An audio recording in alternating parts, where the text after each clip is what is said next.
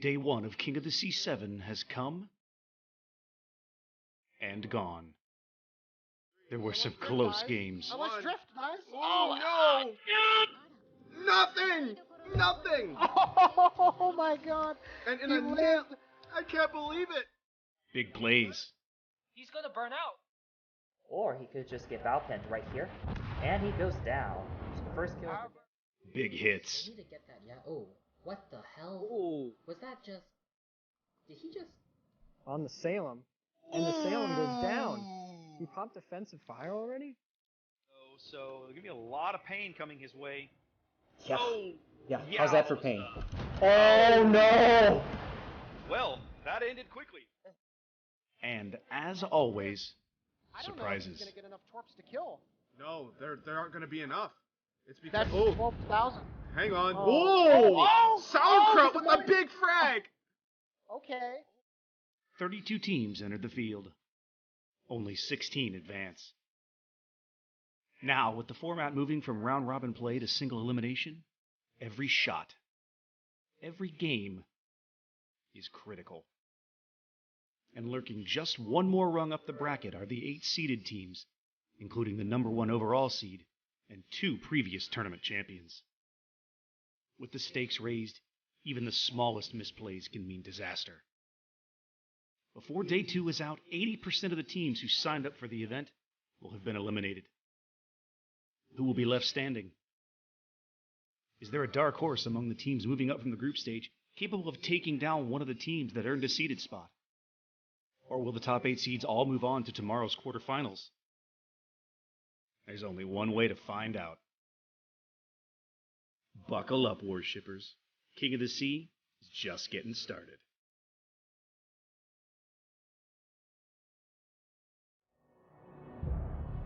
Alright.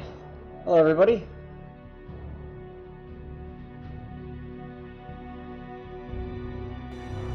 All right, welcome back, worshippers. It is Day 2 of King of the Sea here on North America. I am Sea Raptor, and we are here to bring you as much of the action as we can today. I am joined, as always, by my compatriot, my friend and co-caster, Lord Zath. Zath, Hey, doing fine. You cut out a little bit there at the last part. I'm guessing you said how you doing. And I'll tell you what, it's a beautiful. No, it's a cloudy, dark Saturday. So what better day than to be indoors watching a tournament.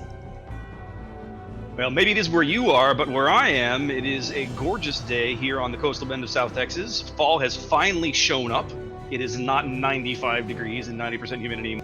We are pretty excited about this. But anyways, all right, we're going to be covering some action here just shortly. Of course, last weekend we had the round of... Ooh, I need to turn that down a little bit, don't I? That's probably too loud. What's that? Oh, I think my background music is a little too much. Yeah, I had to turn mine down. I've got mine to negative like 37. We'll see how that goes for now. Anyways, we had last weekend, of course, we had 32 teams. We played all our group stage games. We took 16 of those teams. We moved them up now. And from here on out, it is single elimination. It is lose and go home. So we have 16 teams to start the day. And 8 teams from them will move up to the second round of elimination. And that is at what point we interject the 8 seeded teams who up until this point haven't played a game. Yep, they've just been watching and waiting for their chance. I guarantee you they've been watching to evaluate their potential upcoming competition. And we're looking at some of that right here in a match between RQL and TNG. Now, RQL, if you've played on North American server, even if you've played on the EU server, probably... this is not the playlist I thought it was. I gotta work on this. Okay. If you've played on the North Americans, I'll fix my music in a little bit. If you play on the EU server even, or North America, these guys have been organizing Shipstorm Saturday. So they've run 2 now on North America. They ran 1 on EU back in, I think, early October.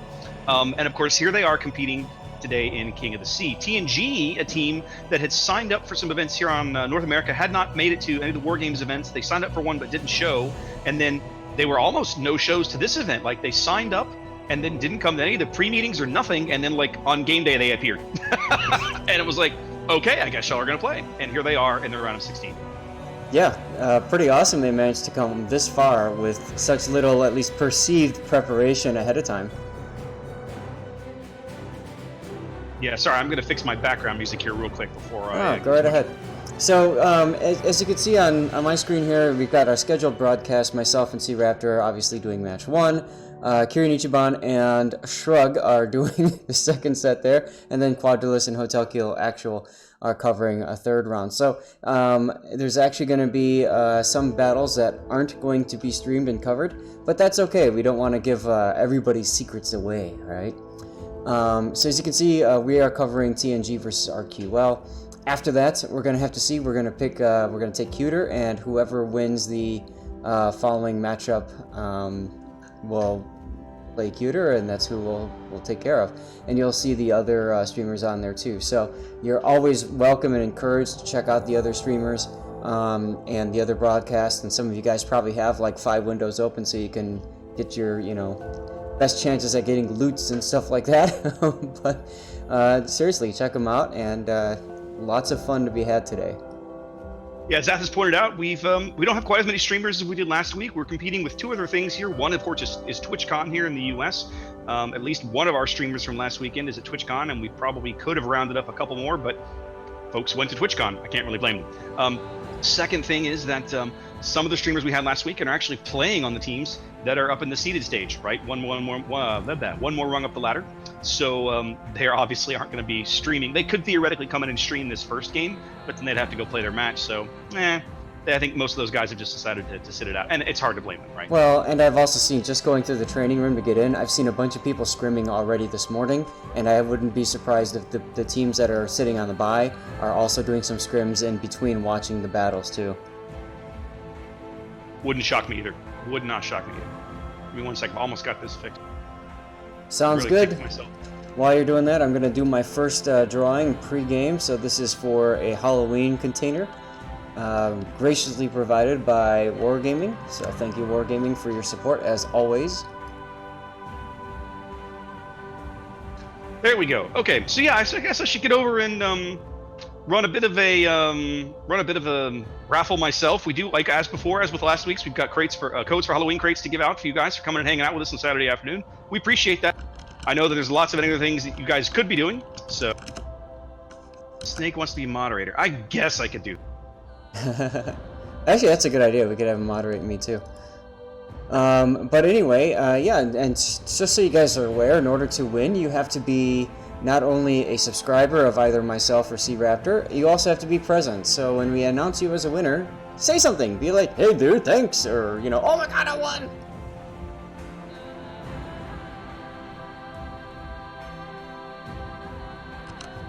That'll have to do for background music. Okay. No worries. Robin Outlaw, congratulations. Thanks for playing, and we'll reopen for the next round. We'll do a drawing at the end of each battle.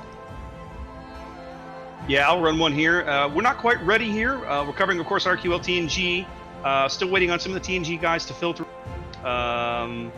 Looks like they're down a couple of guys, and we're waiting on one on the RQL side to queue up. We'll be going to Sea of Fortune. I'm trying to remember, we had a game on Sea of Fortune last week, Zaf. Who was it? Do you remember? It was Deny and BYF. Was that game 3 that we picked up in round 1?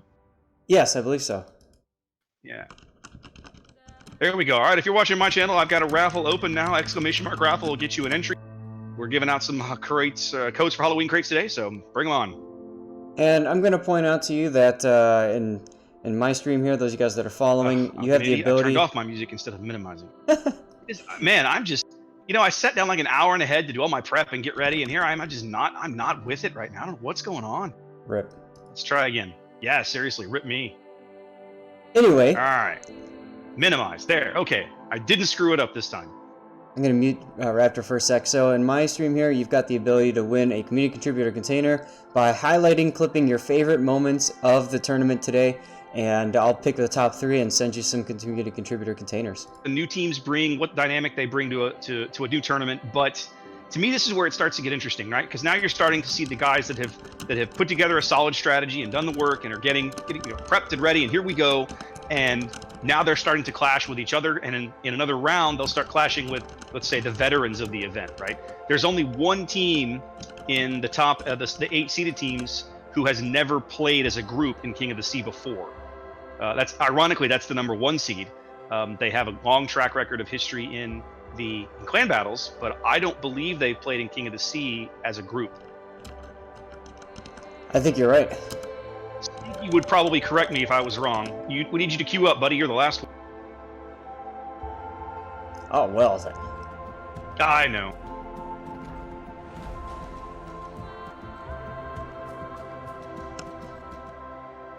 All right, guys, I think we are ready to go here. We will be leading you game 1 moment.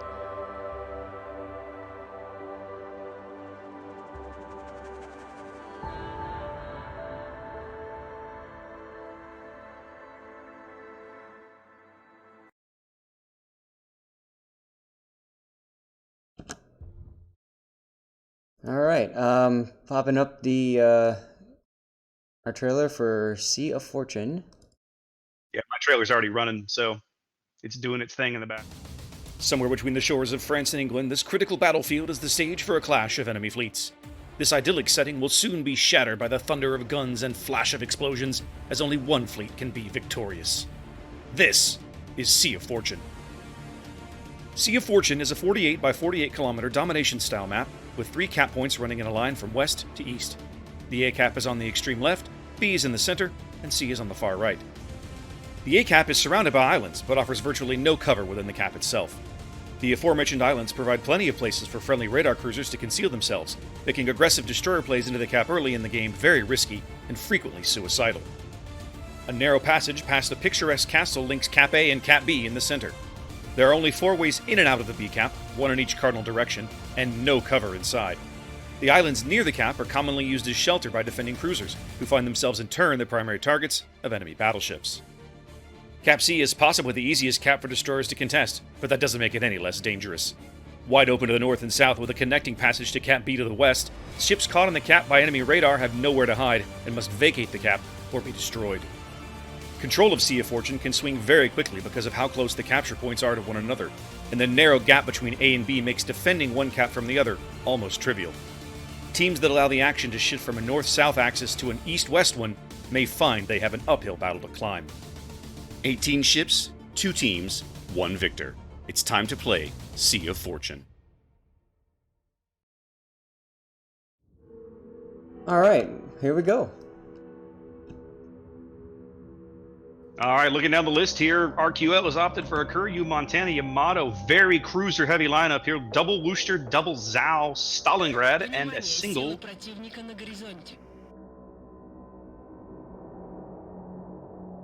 And on the TNG side of things, we've got a Zhao, Hindenburg, Yamato that are heading kind of, well, pretty much due east. Got a Groz and Minotaur that are heading towards B. And Yamato, Worcester, and Zhao heading towards A. Very interesting that there's only a 1 destroyer lineup here. Indeed. As you would expect, both teams look like they're going for an AC split pretty early here. Somebody's already into B. Who is that, Zath? It's got to be your... Yeah, it's Synpax and the Grozovoy. That is super ballsy for him to be up there this early, but I assume that he's just banking on the fact that spotting him will be challenging. He's got a lot of fighter cover. Yep, right there on the... What is that? On the 6-7 line between B and C. As Rockte's Grozovoy spotted by fighters on the northern end of the sea. Yep. Now, one thing I note about RQL's comp, they've obviously come loaded for bear with the HE, right? Double Zao, double... They are all in on being able to pick off their big capital ships and just burn them down. Yeah, and it looks like TNG is going for more of the mixed setup, especially with the Minotaur there. I think that they're trying more for area denial. Really excellent carrier cover here early from Sav Heroes Hakuryu to let Synpax sneak in Cap B. Do not normally see a destroyer stick his nose into B that early, but Synpax went right in there and just took care of business right up, and TNG out to a small early... Yep. By the way, your microphone keeps clicking out at the very end of what you're saying, so I don't know what that is, but just wanted you to know. I was going to say that part of the reason why the Synpax is able to cap B is because he's got the Grozovoy with its defensive fire. You want to spot me? Fine. You're going to lose 3 planes doing it.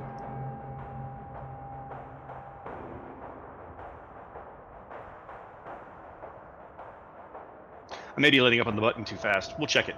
I'll keep an eye on it. Sounds I'll good. try to be more deliberate about it here. No worries. I just realized I need to, I don't know, redo my mods or something because my tab screen isn't working and I don't have my side marker thing, so. Ugh, who knows? Day 2 technical problems. Welcome to King of the Sea, kids. You got it. Well, right now, I will say that RQL's carrier is doing a brilliant job of denying spotting to... I'm sorry, TNG's carrier is doing a brilliant job of denying spotting to RQL.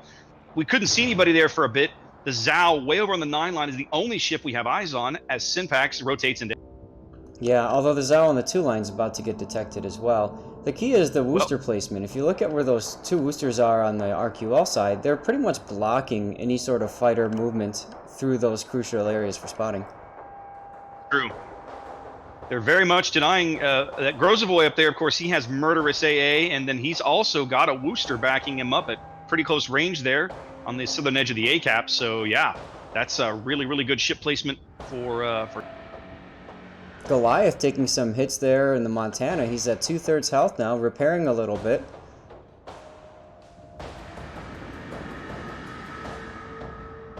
Synpax here just sitting in the cap circle. I'm just really shocked. He's just kind of trolling this cap circle, spotted. He's radar, isn't he? Yeah, must be radar. He's just now smoking. I think he was literally just sitting out there waiting for the radar to end, and now that the radar's over, now he's smoking. It's an interesting decision. He's going to trade an awful lot of his hit points for the hope that he can get the cap right away. Well, he is a Grozavoy. He does have a heal, so I mean, you know, it's not a horrible trade. Yeah, but his engines are out right now, which means he can't back into A cap right away. So I wondered why he was off the cap. Yep, he slid out of the cap because he lost his engines. Now he's going to back into it. The problem is it's going to take a while for him to get in there. So that whole decision that he did there, he traded away a lot of hit points for really no gain. RQL has rotated their Grozavoy back to the top end of B as he reverses stern into the cap, backed up at very close range by Duke's Wooster here. Yeah, he just got spotted. That cap. Well, the Wooster did for sure. No, the Minotaur is radaring Rock Tree right now, so he's been detected. Okay. And F3 is. They don't have anybody who has shots on him though. No, maybe the Yamato blinks if he's looking. I think the Yami's pushing up to try. He probably just now has shots, but I think I just saw him blew a salvo into the island, so they're going to lose B for this. Rock T smokes up now as Duke moves in very, very close. Duke will be moving into the top end of the cap as well. Not a bad idea. Here comes some shots from the Yamato. Duke has been spotted, but the Yamato is shooting the Grozavoy. 13 hit points! 13, he's gone! Damn! Whoa! BBAP versus Destroyers, totally balanced here on Sea of Fortune. Legendary! Wow. Goodness gracious. Well, Duke is going to have cover here for a little bit to harass Prime's Yamato, but it's not going to last. They're calling for focus fire on Prime. I'm not sure who can really do much. The Wooster, the Yami, and the Stalingrad are the only 3 ships that RQL has on the entire eastern half of the map. Yeah, everybody else is over on the 2-3 line. And that Stalingrad got chunked a little bit too. He's kind of forced to run back a bit. He is. He's kiting way over here at the northern end of the 10. Big hit. That white bar of death on Jelly Donut as he eats a really big salvo. Yeah, big hit on that Zao. That was a risky maneuver going broadside like that. I'm assuming it's because he wants to reposition. He probably should have gone the other way, turning right instead of left and sailing away and then getting into position. Would have been the safer pick. Yamato Shell's now hunting for Jelly, but they're going to fall astern of him. ZHS did not lead that salvo quite enough as the Zao maneuvers out. RQL down a ship here with 7.5 minutes gone on Sea of Fortune, but up a cap. They'll be closing that gap. It's about 30 points down. Pretty static over here on the 2-3 line, Zath. I don't see a whole lot going. I don't think they're going to be able to make a push over here. That Wooster is just nestled in like a... Yeah. Well, I mean, we got the Grozavoy trying right now. He's got Torps coming for the Wooster, but the Wooster's probably not going to take him. He's pretty far away. You're talking about Duke's Wooster at the top end of B? Yes, oh, Duke's yeah. Wooster. Yep, Synpax is spotted now. The Torps are well spotted by fighter cover. More shots from the Yamato on the Zao. No dice. Max range. LOL. Try again. TNG trying to work the bottom end of B, trying to get back into the cap. RQL's 00 Duke here is kind of the only defensive ship that can assist RQL in holding this cap right now, and he's staring a Minotaur and a Grozavoy right. I gotta say, really surprised that they haven't rotated somebody back off the one or three lines yet. There's a lot of ships over there. They really need the help over. Just gonna comment on that. The Zao just appeared. He's at 1100 hit points. Murph Daddy. He's trying to come back in and help, but he might get punished for it. Duke is going down. He's at 14k now. Duke is getting heavily focused here on the top end of B. They realize if they can pop him off the board, that will free up Synpax to get back in and recap B. Yep. They've got to keep Duke's. One of the key differences is that the Wooster over there, Cowboy, has flank shots on him and arcing over. So Duke is probably gone here. Now let's see. He's trying to get up for some cover here. He's got some cover now from the Hindenburg and the Zal over on the 8-9 line, but he's still in this duel with this Minotaur. He could really use some help from this Minotaur. The Montana could probably help him out. Yep. No, the Monty has no shot from his position. This is a common mistake we see with Woosters going bow in. I don't know, man, but Duke definitely needs help with it with the B cap, and he's not getting it.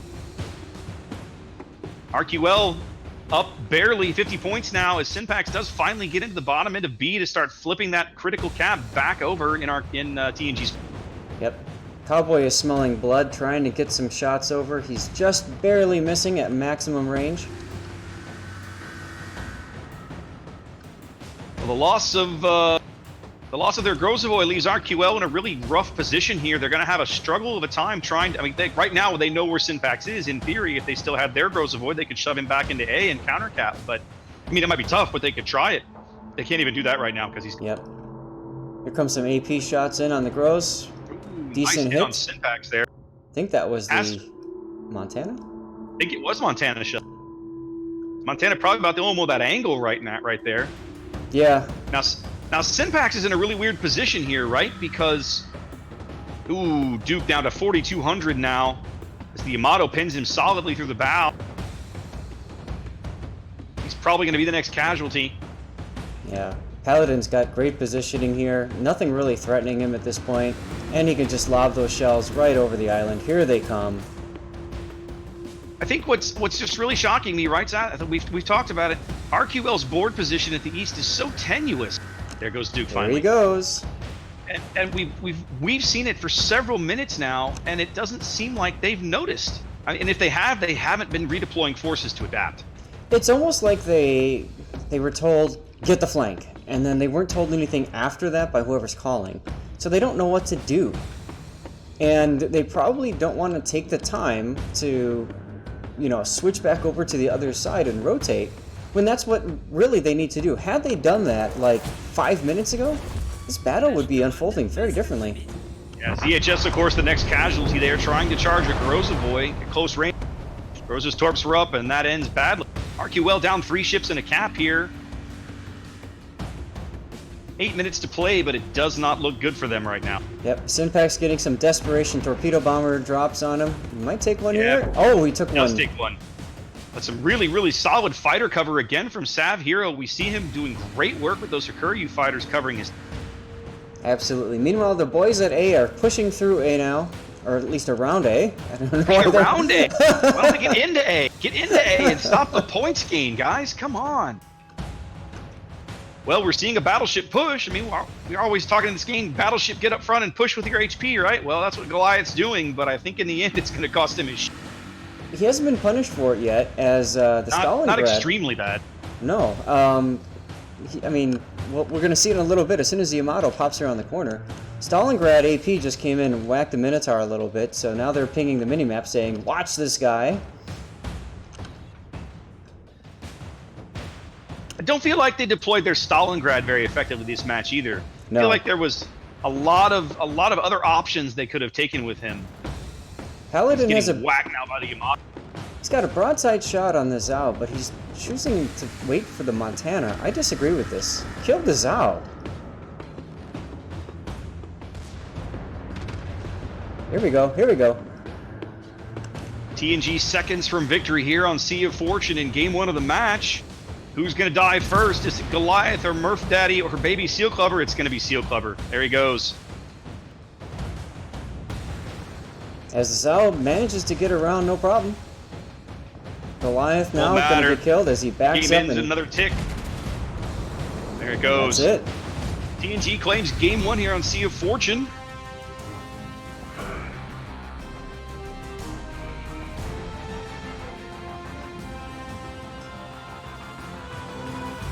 Look at the Wooster shooting down planes.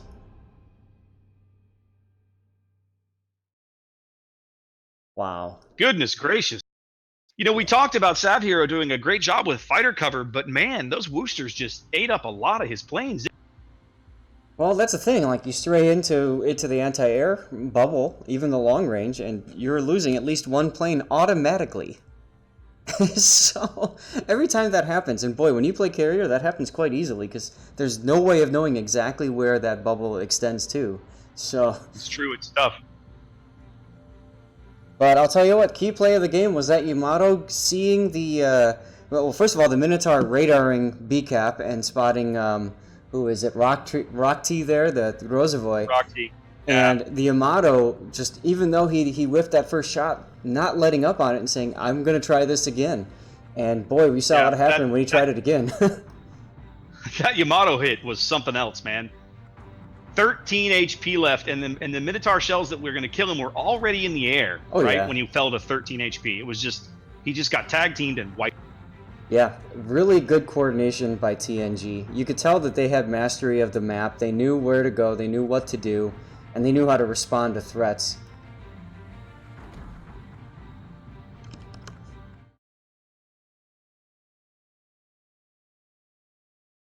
Alright, so next up we have Islands of Ice.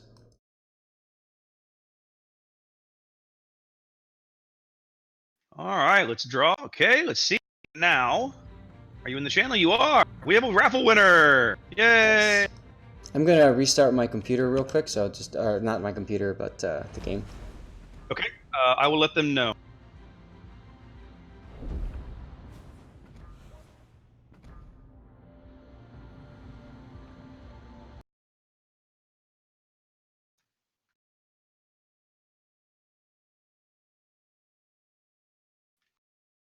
There we go. First code of the day going to Dan Mooney here on my stream. Thanks for watching. Thanks for enjoying and hanging out with us. All right. Just remember, guys, we're on a 5-minute delay, so interacting with us today is a bit challenging, but we keep an eye on chat between games. You can always whisper us if you want, but it's a bit challenging because time lag works against us. So keep that. All right, let's have a quick look at what is coming up next. We are looking at, let's see if I can find it here. Hang on, I gotta make a change on something. There we go. Going to Islands of Ice next. Everybody's favorite new map. Had a lot of interesting games on Islands of Ice in day one. I have not had the opportunity to go watch much of the EU bracket. I'm curious to see what their games on Islands of Ice looked like, but just watching the games in the North American bracket on Islands of Ice, it was educational.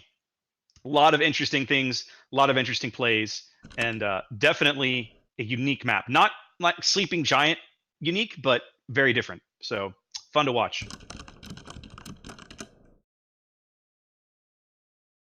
Absolutely. Sorry, I'm checking out a couple other things.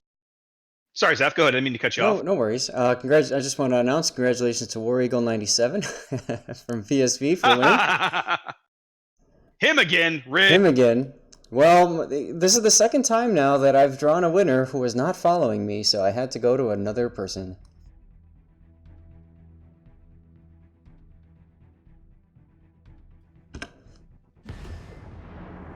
I'm reloading the game now.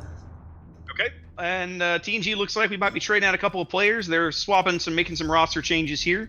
RQL is brought in. Okay, I think RQL's. Yep, we're good.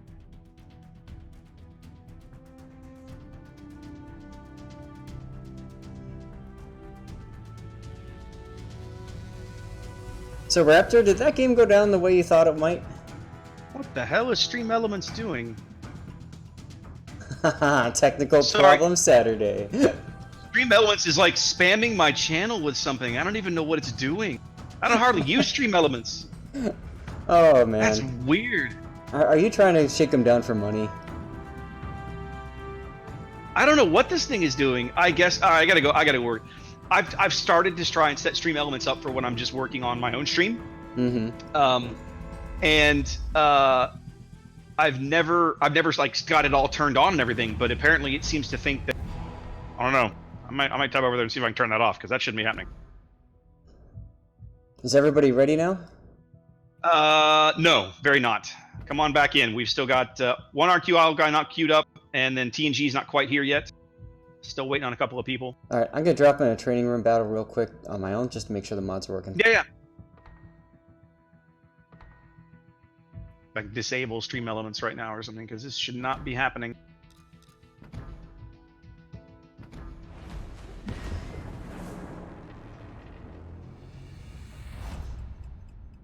There we go. I muted the bot. Okay, that'll do for now. Shut up, bot. Yeah, what the hell, man? That was Bizarro World. Anyways. Oh, good. All right, guys. Well, got it all working? Yeah, everything's good now. Good. All right. I think I reinstalled Aslanes to turn off the damage counter mod because that it just sticks up there even when I'm doing screenshots. And it must have only like halfway installed or something weird. All right, so of course today we're bringing you RQL and TNG here on this channel. I'm looking through the list to see what else is out there. I know that Quad and HKA, do you remember which match they were casting? They were doing Yasin and TSPC. Yes. And then I forget No. who... According to the graphic, Quad is doing Adopt and Cutie. You're right, my bad. It was the Yasin and TSPC was Kieran, and I think Boot Camp joined him today. Oh, nice. At the last second. Yeah, Boot tagged me this morning and said he was going to come in and work. So that's going on. All right. Getting close here, getting close. Probably a game will be launching here shortly. You're still cutting out just a little bit with your mic. All right. Well, Zath, you and I were talking about this earlier before we went on the air about how the kind of the bracket arrangement was unfortunate for two of our Latin American teams to have to face each other in this particular elimination round, and that's Calavera, CCF, and Buenas Noches, of course, are playing right now, and only one of those teams will advance. Both of those teams, in my mind, I would have really liked to have seen them have a crack separately, not play each other separately at the next round. True, but I'll tell you what, though, I like the fact that this means that at least one of the Latin American teams is going to advance. So that's true. There's no question. We'll get something out of it at least. True. And I remember casting CBR last tournament, Calavera, and I feel like they were a pretty good team at the time. I don't believe they played in any of the War Games events over the summer. I know Buenas Noches came to almost all of them. So Buenas Noches, to their credit, has been putting in a lot of work and a lot of practice. So best of luck to both teams. I'm really curious to see who comes out of that match a victor. Yeah, and that's what's so cool about this. So I'm going to bring up, before this match, we did a Sneaky Snake did a whole bracket challenge. Oh, yeah! Let's talk about that. And 77.8% of all responses, all 72 responses, were thinking that RQL was going to win. Only 22.2% thought TNG was going to win. And look what happened in this battle. Yeah, well, the match isn't over, right? Oh, but TNG looked really, really solid that game, I gotta say. So we'll see. All right, I think we're about ready. We're all queued. Yep, we're all queued up, ready to go. Is it time for the video? It's time. All right. Wait for him to hit the button here. Far to the north, above the Arctic Circle, lies a battlefield as hostile as the opposing fleet squaring off for combat within its confines. In a place where the temperature can be as fatal as enemy action, only one team will claim ultimate victory. This is Islands of Ice. Islands of Ice is a 42 by 42 kilometer domination-style map with 3 cap points running in a line from west to east. The A cap is on the extreme left, B is in the center, and C is on the far right. Now in its third major reconfiguration since World of Warships went live, the most recent iteration of Islands of Ice is drawing a lot of ire from competitive players.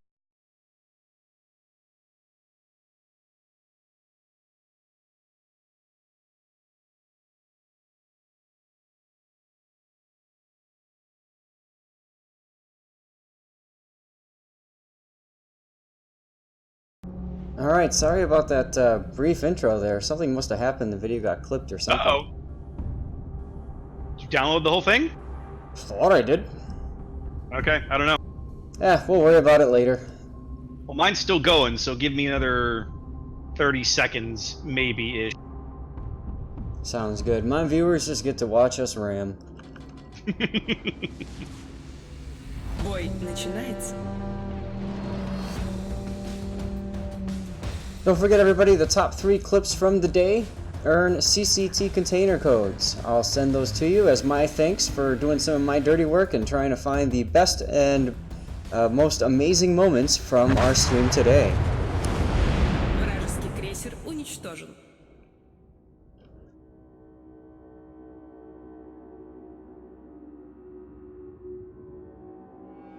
All right, here we go. Quick look at the team lineups. Same. Ooh, wow. Look at all the Zhaos, RQL. Holy crap. 3 Zhaos on each team? What in the hell is happening? Zhao meta confirmed. Zhao madness confirmed here. Goodness. You know, it begs that age-old... this is like a massive IGN battle, too, right? 6 Japanese ships on the TNG side and 5 on the RQ. Goodness. Yeah, noticeably, Goliath and the Montana still there, even though, I gotta say, I didn't feel like he did that much in that last battle. RQL picking up a Minotaur now. And RQL is calling a mulligan here. It looks like they've had someone crash. A Zhao, so it's one of the 3. Yeah, a Zhao. Could be any one of them. Pick one.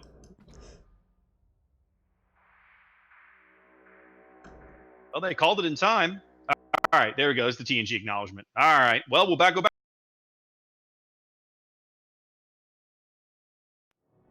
While that's going on, I'm going to see if I can find that file folder. Yeah, double check that. Well, sorry guys, we had a misfire on that particular match, but we'll get it reloaded here and we'll get back to the action in just a second. Sometimes the game still doesn't... Yeah, and you're still cutting off. I haven't changed anything. I don't know what to do here. I mean... Might be like a noise gate thing where it's clipping early or something? No. Well, I'm using push to talk, right? When I talk to you, I use push to talk on Discord. Okay. I don't know. I don't know what else to do. Yeah, Robin on my stream is suggesting maybe it's Discord that's cutting you off. It probably is. Because of course my mic right here in front of me wouldn't be cutting me off on my own stream, but the only thing I can do is maybe hold. I guess I could go. Tell you what, I'll take it off push to talk, and we'll see what happens. If it becomes an irritation or a problem.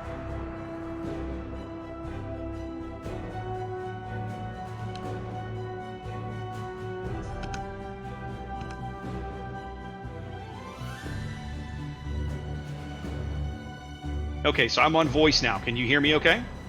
Yeah. Okay, well, we'll just run with this for a bit, and maybe it'll work. Here's hoping. Game back up. There we go. It's the Zhaopocalypse, Zaf. The Zhaopocalypse. Love it. It's going to be interesting. I'm not 100% positive. I mean, Zhao is a highly flexible carrier. Cruiser. There is no question, right? She has definitely got a great place in the meta right now with the Torps and the HE and the stealth. But in an environment with all of these airplanes, like Zhao's big asset is the fact that she's hard to spot. But in an asset with in a game with carriers, tripling down on Zhao does not feel like, I don't know, to me, it's not something that I would do. Let's just put it that way. Well, I mean, I think what they're trying to do is go for ships that can get them the that juicy flank shot, and Zhao can do that.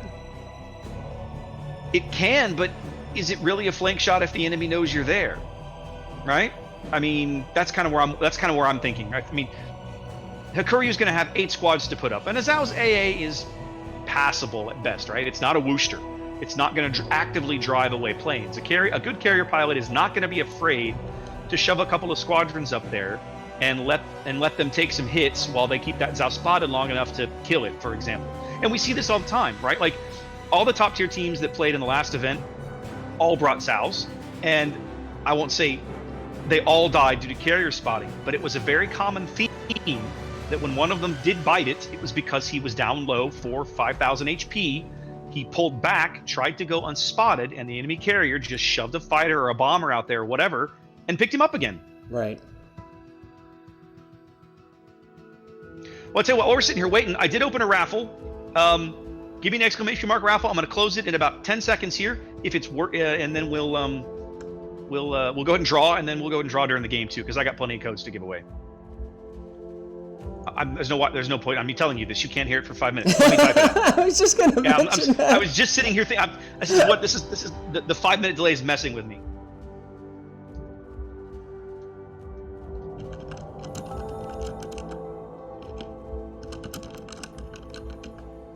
All right. So we'll close that raffle. We'll start a new one.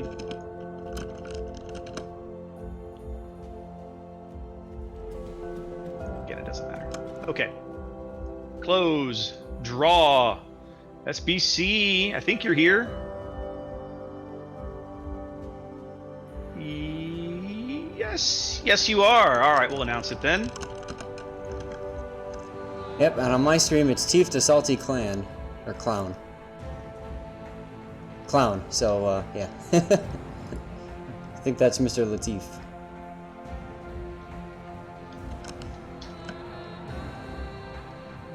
Alright, we'll start a new raffle. There we go. There's all of that.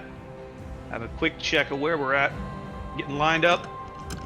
Must have been a hard crash. There we go. Alright, RQL's finally all here. TNG's finally all here. Just got to get everybody queued up. And we will try Islands of Ice. Iteration number 2 here. Let's see if we can pull it off.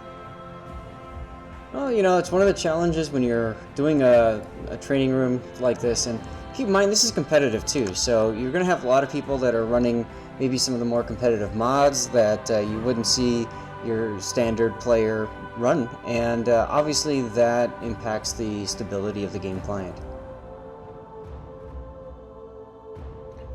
Are you ready, by the way, Zath? I was going to go ahead and let him know. Yeah, I am good to go.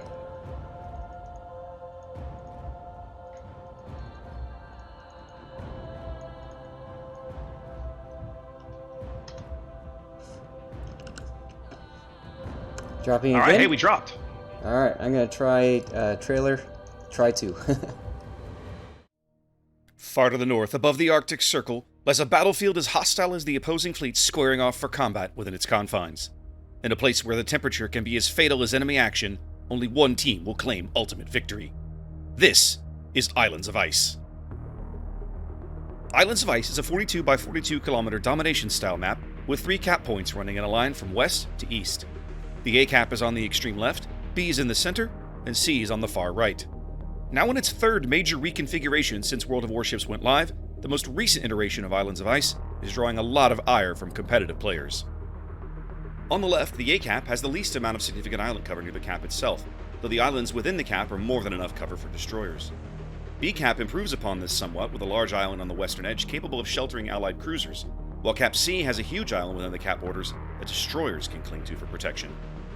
Further complicating offensive pushes, a line of islands runs north to south between B and C like a picket fence. These islands serve to funnel aggressive plays through predetermined corridors, making positioning ships easier for defenders. Every single cap on Islands of Ice has island cover within that allows opposing ships to simply pitch a tent and deny the cap to the other team. What strategies and tactics have teams devised to earn a victory on this latest version of one of the game's oldest maps? Let's find out. 18 ships, 2 teams, 1 victor. It's time to play Islands of Ice. Well, and I know showmanship is your middle name, right? Well, no, but I would like it to be. All right, so here we go. Obviously, the team lineups haven't changed. We'll give you a quick look at those again one more time. Both teams going triple Zao Minotaur and opting for a Wooster Sorry, one Worcester and one Des Moines. Yeah, and then difference too, 2 Yamatos on TNG versus Yamato Montana on the RQL side. Now, one of the things I wanted to point out, I was just about to point this out when we had to kind of reset and crash the last game. Pyad's Minotaur looked like he was trying to shove his way into the B cap, almost very, very similarly to what we see people try to do. We've seen other teams try to do or successfully do with Minotaurs on Tears of the Desert. Now, Pyad is smoking. So Pyad is smoke Minotaur, which I find interesting. And while you're talking about that, Cowboy is doing the exact same thing, although he got spotted by those fighters. Synpax probably should have smoked him in, but he didn't. And so now Cowboy has to do some evasive maneuvers there. Nice dodging so far. He took 0 hits, as now Synpax's Grozovoy got hit or lit up, one of the two, by planes. Sav Hero coming in and fighting off those planes. Oh, what? Oh, what? Wow. What? Whoa. What? Okay, First Blood, this was about 2 minutes. Why are they asking about a reset? Damn. Paladin making a little damn, that's smackdown. just cold. That is. That's just cold. Murph Daddy going down. So let's take a step back here. I was about to comment on RQL's strategy, right? They've gone heavy A push, sending only a Montana and a Zhao over to C, and I think we're going to see more of this as we get deeper into the event, right? My theory is that a lot of the more competitive teams are not going to waste a tremendous amount of resources on the C cap on this particular map. Yeah, we mentioned that last week at the stream about how at most we'll see 2 ships, maybe a third, and we see that here with TNG. Right. Well, yes, but I mean, Deny last week shoved a whole big force through C, and it almost worked for them. Like, if they hadn't been maybe so hyper aggressive with their carrier, it might have worked. Yeah. Meanwhile, the A gets capped. So even though that Zhao is gone, at least the Grozovoy there, Rock T, was able to do what he needed to. Paladin coming under some fire here, torpedo bombers threatening him. Although... So now... Go ahead. Where is Synpax? Where did he run off to? He's between B and C right now. He's on his way to C cap. I figured he was going to C. Because the other Grozovoy, Rock T, is literally just... Okay, he's finally turned his engines on. He's still on the top end of A. And I mean, his ability to cap B is severely limited by Cowboy's position in that Minotaur, right? At the same time, if he were to work the north side of that same island that Cowboy is on, he would have decent cover, and he's got a Yamato backing him up. It might be worth trying, but RQL not interested in that right now. Now Paladin is coming under some serious fire right now as he was forced to turn away due south. Worcester and Groves were spotted for just a sec. I was hoping to see a little bit of a shot from him, but I don't think he was able to get his turrets in on time. Probably need a little bit more WD-40. So Pyad just blew his smoke at the top, way up north, in between B and C, at the top end of that little picket line of islands, and then just sailed right out of it. Yep. Not sure what that's all about. I think this is a miscommunication on their team. They were probably trying to set the Zhao and Worcester up in that smoke, but then momentarily, I think what happened is Cowboy blew his radar and he was able to detect in that smoke both the Worcester and the Grozovoy for just a little bit, just long enough to convince both of them to say this smoke is not worth it. RQL now down a ship and a cap here with 5 minutes gone on Islands of Ice. They're going to have a really tough time where they're at right now. Their Grozovoy is on the 1 line. On the wrong, he's on the wrong side of the only cap they own, and honestly, there's no reason for TNG to do much about it. They could just let him have it.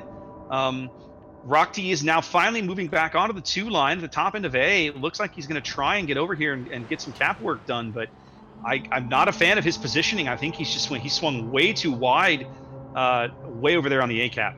Cowboy is in a pretty precarious position here. There's shots coming into him from the Montana, possibly Minotaur as well, and also from the side here. He's getting flanked, and he's going to have to make a decision very soon Am I going to sit here and take a bunch of shots for a long distance of time or duration of time, or am I just going to try getting out?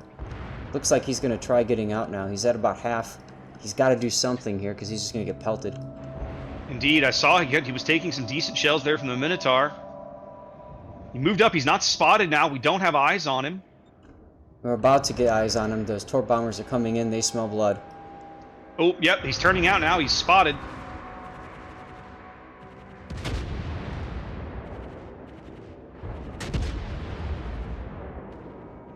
Don't think the the Montana up north has got another long-range shot on him. And see, now by pushing Cowboy out, they have the opportunity to rotate the destroyer back into B and at least contest it, if not cap it outright.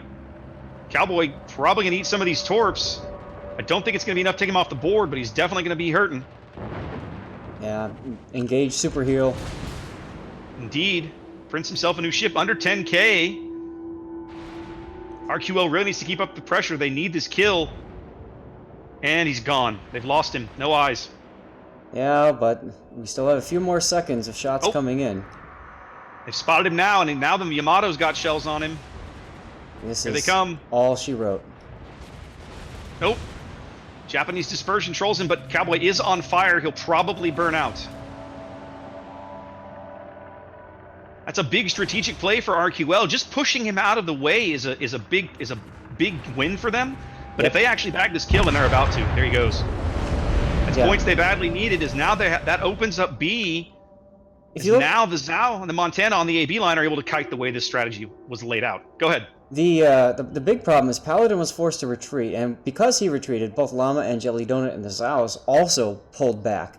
So really, Cowboy didn't have that much in the way of protection.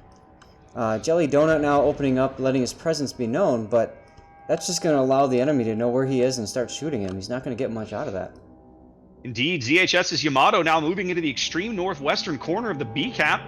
He will be the first RQL to set foot on it, although the Grozavoy is hot on his heels and is about to cross over in front of his bow. Now there are some torps coming in on ZHS, but it looks like those are going to miss. I was just going to ask if those have been spotted, because as soon as you mentioned the Grozavoy cutting across his bow, I'm thinking, uh-oh.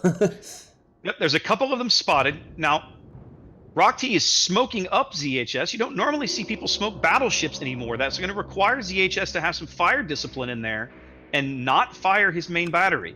Right. Let's see what he does. And Pyad's over there, too, with the Minotaur. So Pyad's coming in. Yep. He'll probably end up... Is...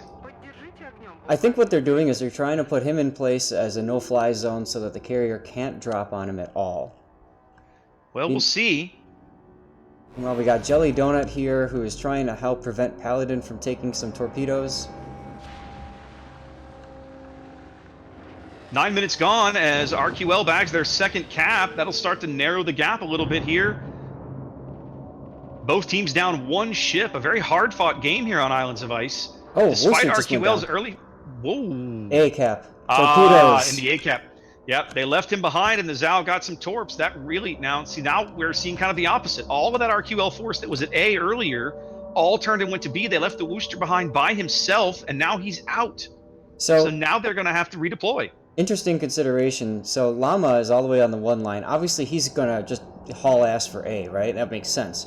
The Hakuryu was spotted up in B2 last. So the big question is going to be, is Llama going to go for the carrier now and flank around? My thought would be he'd go into to F2, get behind the island, get the safe cap, move up to E2 behind that island, and then move up to C2 behind that island. I mean, talk about a perfect spot for Zhao.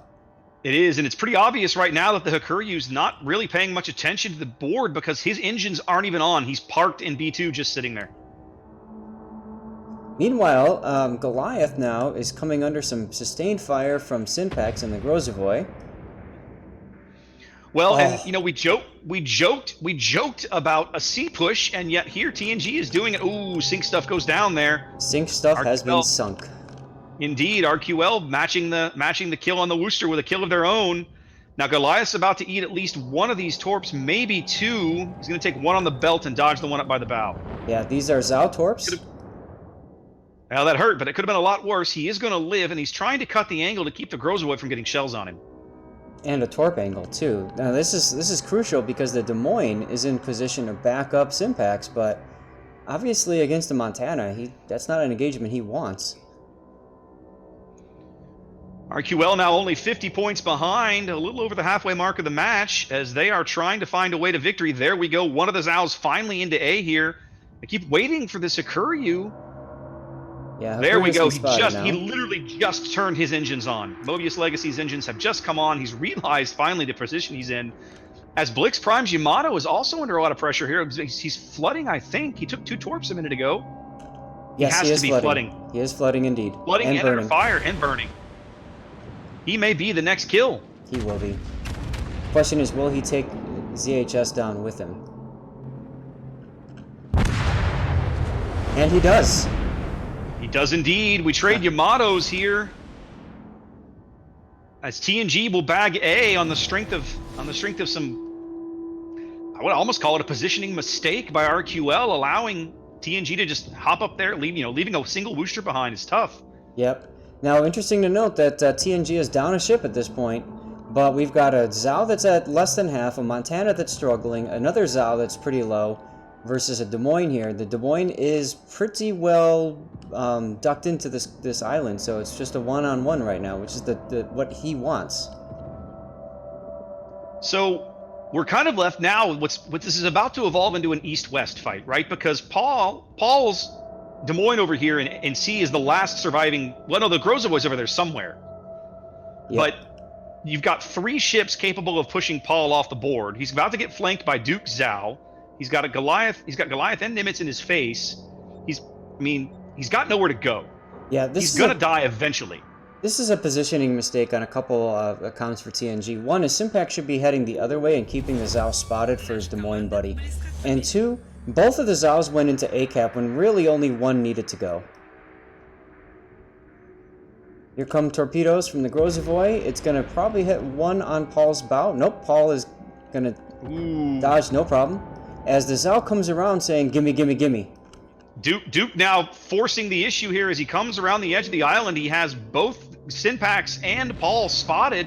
Yeah, this is not good for Simpax. Still a close game here. Now, this is very bad for Simpax. He's off the board, and Paul will probably join him momentarily. That frees Duke to push up. Here come the torps. Oh, Simpax is going to bag Duke on his way out. Yep, Duke's going to eat 2, and he's going to die. And this is huge now. Paul needs to push forward and hit that Zhao and get him off the board before Goliath comes into it and sits him in the face.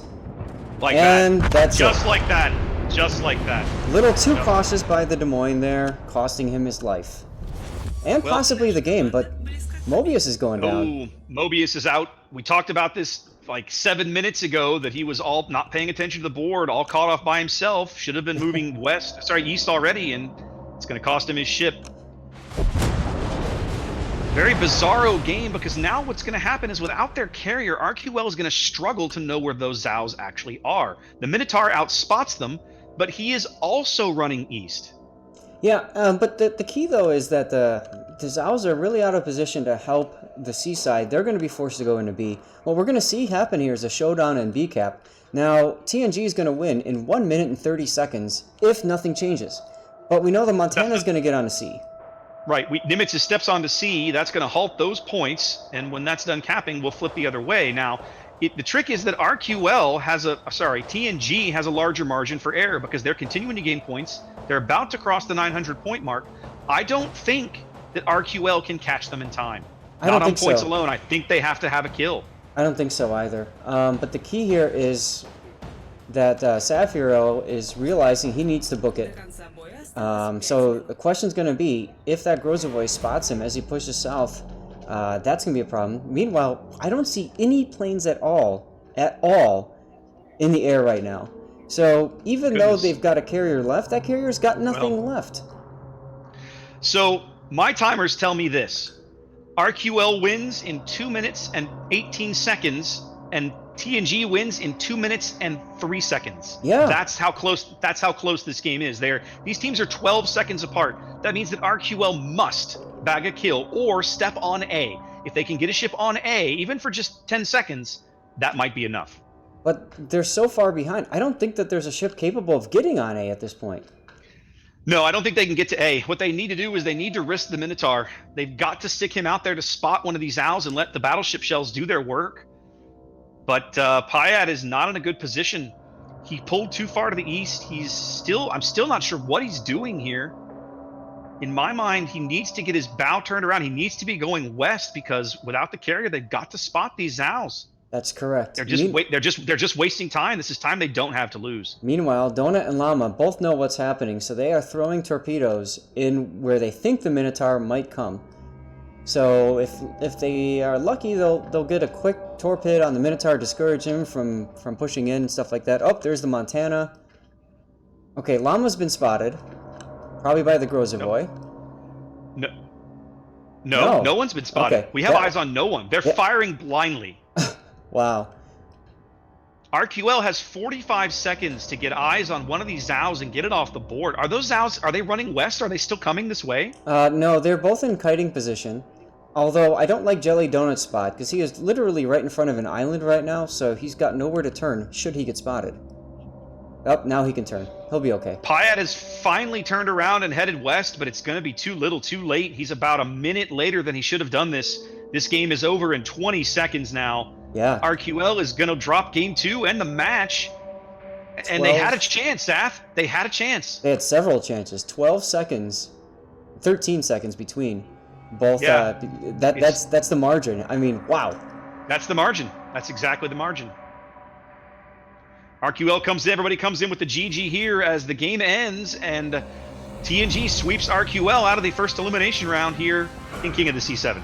I wonder if they had the mod that told them how much time was left. I'm willing to bet that a number of players didn't, and then they started trying to run the numbers. Do we get this? Do we have it? And they probably had somebody say, we got this. And oh boy, I'll tell you what, I've played enough clan battles where we lost by 1 tick, and oh, that irritates me so much. So that mod is so helpful. Oh, I know. I'm a big fan of that mod, trust me. Wow. Big fan. Sav coming in, doing work with the plane kills this time around, as you would expect, considering that a lot of the anti-air has been taken off the board. And then the enemy team here with RQL, their Minotaur doing work on plane kills. But, I don't know. That's about all we can say. Yeah, tough loss for these guys. I mean, they played this game. There were mistakes on both sides in this game, right? But RQL had a chance to come back because I think TNG got a little too aggressive at C. I think they probably didn't anticipate RQL dragging their entire force west to east across what amounted to the D line and just counter pushing over there at C. In the end, that didn't work for them. But then the loss of their carrier, the carrier's inattention, right, and the fact that he didn't turn his engines on and get haul butt back east when everybody south of him was dead, cost them huge. And you know what? Had he done that, would have been a different result. That would have been enough to make them win. So yeah, a completely different result because he still had fighters up in the air over the middle of the map. All he would have had to do was rotate those fighters back over, start spotting Zals, and now your battleship and everybody can start going to work. And that, of course, that didn't happen. Absolutely. Well, congratulations to the new guys. You have won this round and advanced to the next round. Congrats to TNG. They will be moving on to play. That's a good question. Who will be moving on to play? They'll be moving on to play Cute in the next round. All right, now the fun part of my day, Zap. I have to go see if I can find us game 3.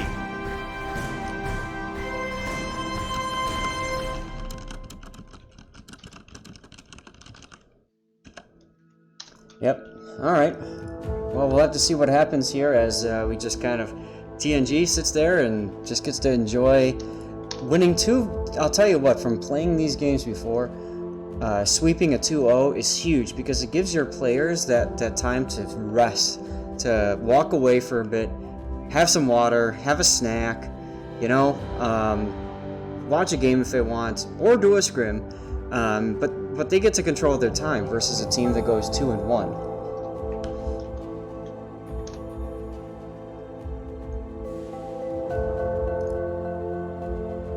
Now Raptor is working, trying to find a game 3, which is gonna be tough. Yeah, it looks like that restart cost us a chance at VII and Calavera's game 3. It sounds like they are going to 1 right now. Okay. I got a couple people typing here. I had a feeling. I was just about to say that restart, and that, you know, that happens, right? That's why we schedule a certain amount of time in between. Yep. But you know. No worries, it happens. All right, Yep. so that is a no-go. I guess I can put up the. Let's see who's reported in. I'm gonna go back to OBS. Let's put up the tournament TV and see who's reported in.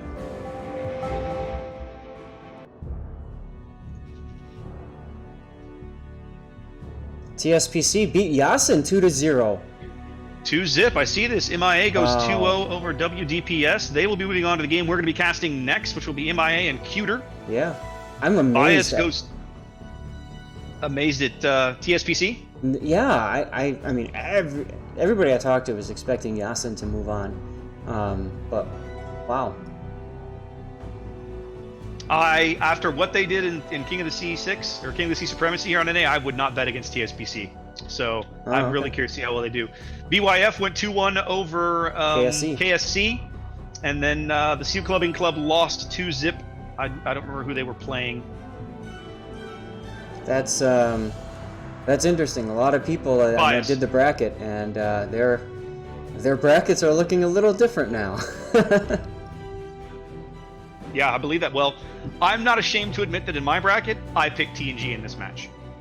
Oh yeah, me too. That puts us in the minority, Zaf. You read the stats earlier.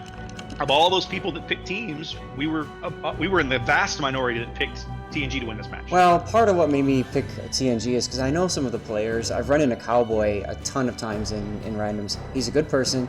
He knows his ship, and he's really good with teamwork and communication. So, just knowing a player on that team, I said, hey, what the hell, you know?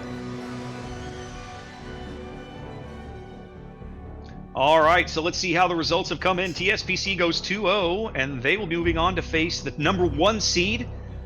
In this tournament, they are I Hate CV, IH8 CV, but North American players will know them as either Yikes or Issue, depending on how recently you looked at the clan listings. They were the number 2 clan out of the last season of Clan Battles.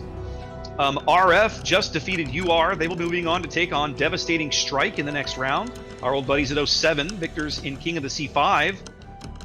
MIA and Cuter will be coming up right here on this channel just as soon as we get the game off. It's scheduled for 3:30, but I very strongly doubt that we'll wait that long, unless one of those teams has a need to. Of course, we know TNG just won. They'll be moving on to move Cute. What were you going to say, Zaf? It's going to congratulate Morgan God Freeman for winning the code from this game. Oh, yeah. I mean, might as well, right?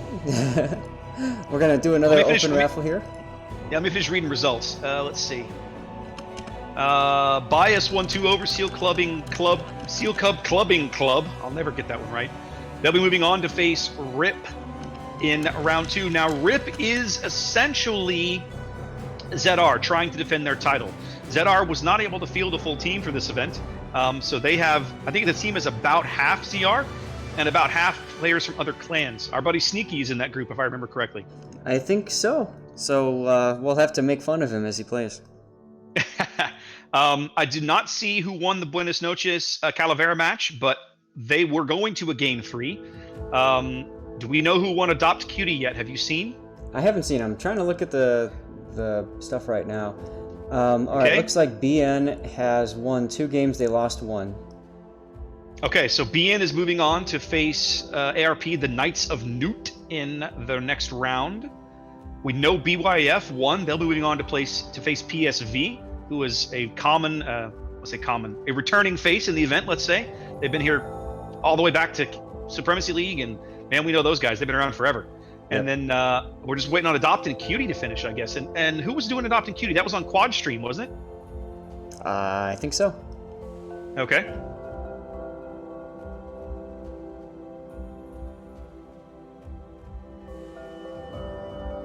Let's see. Yes, Quad and Hotel Kill Actual we're doing Adopt versus Cutie.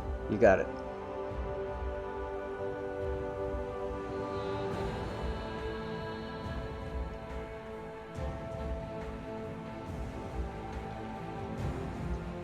Now I'm looking at on tournament here. I see a lot of looks like group phase, so that's last weekend, right?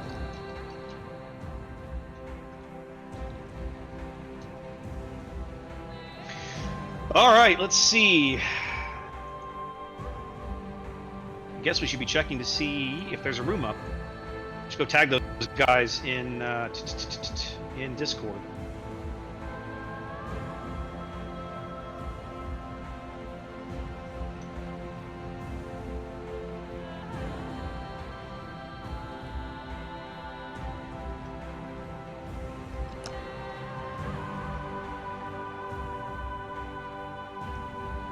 Now, there's no way to set the tournament stream so that it only streams the current day's matches. No.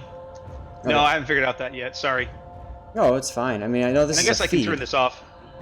I guess I'll just get rid of that and go back to people seeing. There we go. Hang on.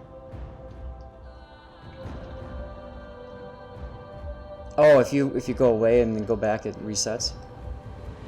You can set it up to do that. I don't have mine set that way, but you can set it up to do that. Huh. Okay. It is one of the options in the. You can basically, it's a toggle. You can set an OBS that tells it when it becomes the active scene to refresh, and it'll refresh and start over basically. Yeah. Refresh browser when scene becomes active. Yep.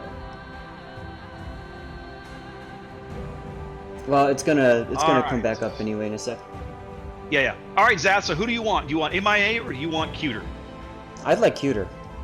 Cuter it is. So I'll get MIA. You get Cuter. Let's reset everything here. What's our map rotation? I sent you that ping. Yep, I'm finding it right now. There it is. I got it. North Trap Tiers. North Trap and Tears.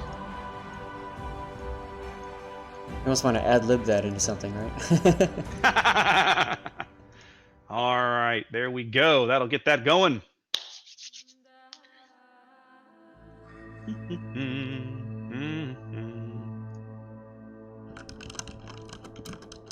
Oh, I need to draw for my raffle. Okay.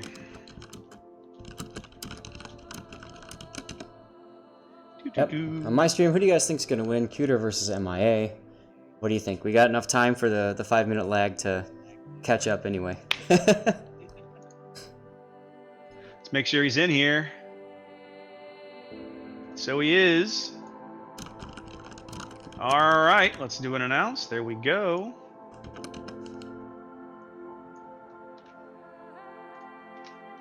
All right, so that's done. We'll open another raffle up here. Open, reset. I gotta say, running like drawings and everything from 5 minutes in the future is really irritating. I wish there was a way to work on that.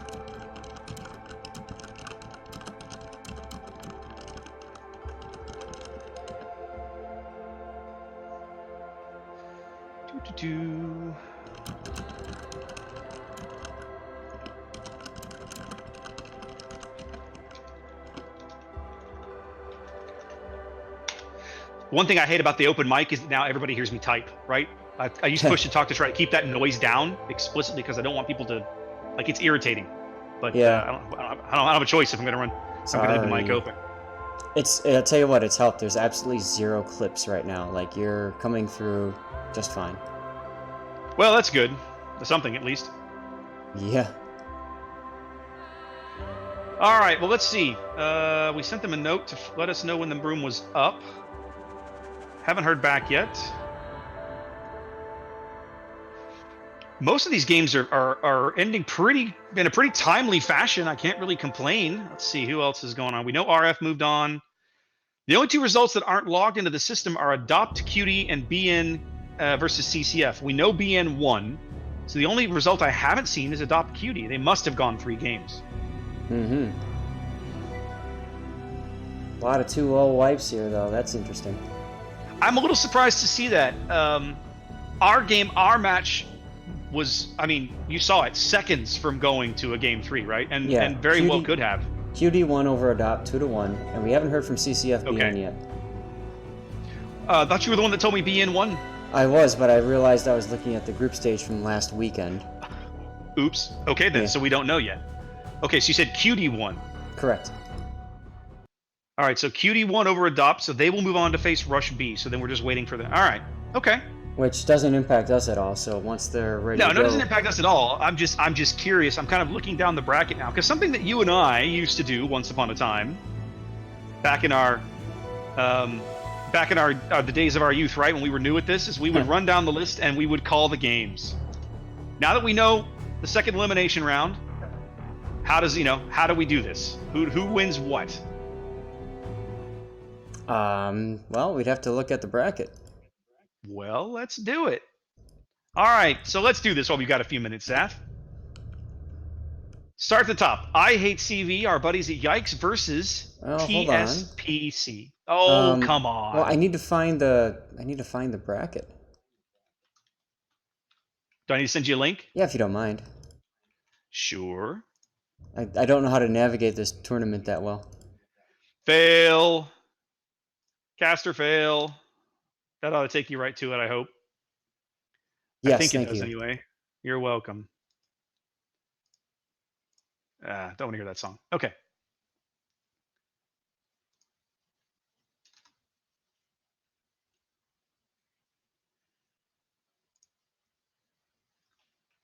All right, so for those of you guys, so we've got I Hate CV versus TSPC. I don't know who I Hate CV is. I told you that's Yikes issue. Oh, okay, that's Yikes issue. Got it. That's Guy Shoes clan. I thought Yasin was Gaishi's clan. Pretty sure not, but I will double check. Let's look at their roster. This is what happens when you change your clan names too much, guys. Pay attention to this. Pick one and keep it. I just sent you a link. That should be the player roster for that match. Okay, yeah. Gaishu Tux Penguin. Okay. Wedding Barge. Yep. Yeah. Kirin Ichiban. All right, these are people on Matsukatsu I recognize, I know. Yep. Okay. I don't know that many of TSPC players. Oof. I'm probably still going to go with TSPC winning overall. Probably going to go 2-1. What do you think? Okay. I'm also going to go 2-1 TSPC. And we know that those guys at Yikes are really good. But I think TSPC has accrued enough experience in the format that I think that's going to give them a small edge. I could be wrong. Wouldn't surprise me to be wrong. Yikes is obviously a really good group of guys, good group of players. But let's see what happens. All right, moving down the list, 07 and Rogue Fleet. That's an 07.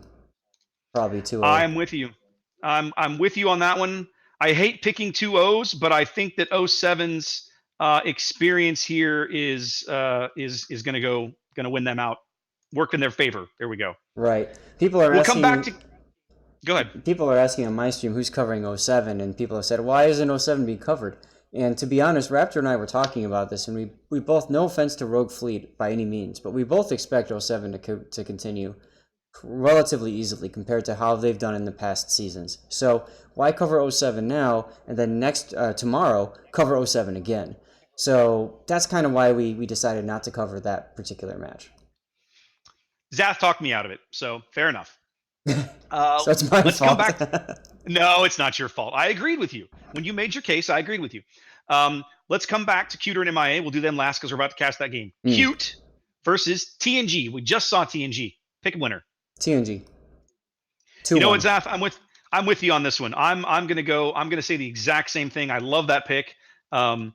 Just because TNG is just really strong. I'm really curious to see how far they're going to go. I'd love to see them make the top 8, just because I'd love to see some new faces and some new blood in the top 8. Well, and let's keep in mind we've got Cute, Cutie, and Cuter. So you've got one clan that's dividing their membership up amongst 3 teams, and as a result, you lose some of your talent in each one. No offense to anybody in any of those 3 clan teams right now, but obviously you're drawing from the same pool. That's gonna make a challenge. In theory, yes. All right, so that brings us to Rip and Bias. Call it. Neither. I think this one. I think this one is going to be too close to call. Bias has some good players. Rip has some good players. I'm pretty sure it's going to go to a three game series, and I think that ultimately Rip is going to win. but barely over Bias. I think these are going to be 3 very close games.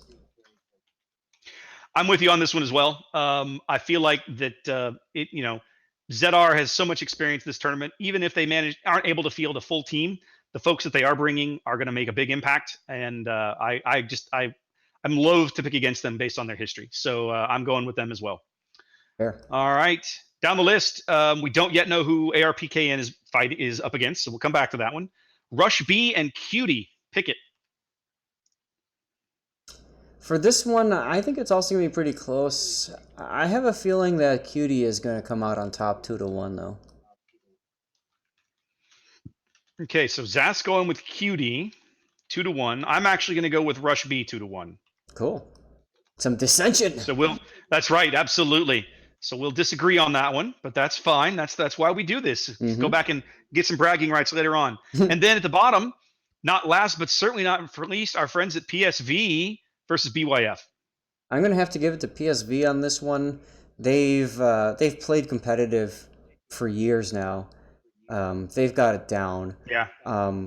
We always see them advance pretty far in these tournaments, sometimes getting to the finals even. So to be honest, they've got the experience to do well. BYF is a great group too, but I have to give this one to PSV, and I also think it's going to go 2-1 here. I think it's going to be a three game play. I absolutely think PSV is going to win this match, and I hope BYF doesn't take this as disrespect, but I feel like they're probably going to go 2-0 here, and I think that's just because, like you said, BYF is a great clan. We've seen them come through Supremacy League. We've seen them continue to improve and get better, and every time they come to King of the Sea, they make it farther, it seems, and they continue to show very well. But I think that PSV's experience here is going to win out. And I think they're going to be 2 very close games, but I think PSV is going to find a way to win both of them. So we'll see what happens. Yep. It would not shock me to be wrong on that and to see BYF steal a game, but I do think PSV is going to win that particular series. Sure. And let's just take a moment and say, hey, we have the utmost respect for every single team that is fielding a team and playing here. Regardless of if you are, top clan NA or bottom clan NA, it doesn't matter. You put a team together, you came out here into this tournament, you said, I want to see what we can do. And I think out of it, we're going to get some really great plays, and players are going to learn an awful lot about themselves and each other in the process. All right, we got 2 more to pick, Zaf. One of them, we now know the result of the last round game out of round 1. That was Buenos Noches and CCF. Buenos Noches won that series 2-1. They are moving on to place ARPKN. Pick it. I have no idea who our ARPKN is, so I'm going to have to go with BN. Well, here, I'll send you a link and you can see who's on their player list. Thanks. So you can do all this for yourself in tournament. Well, I'm in I clicked on the name here, but okay, here we go, players. All you have to do Got it. There you go. You click on the match, you click players. Tedster? What? Tedster's rosters? Tedster is rostered with Iris, Teehee.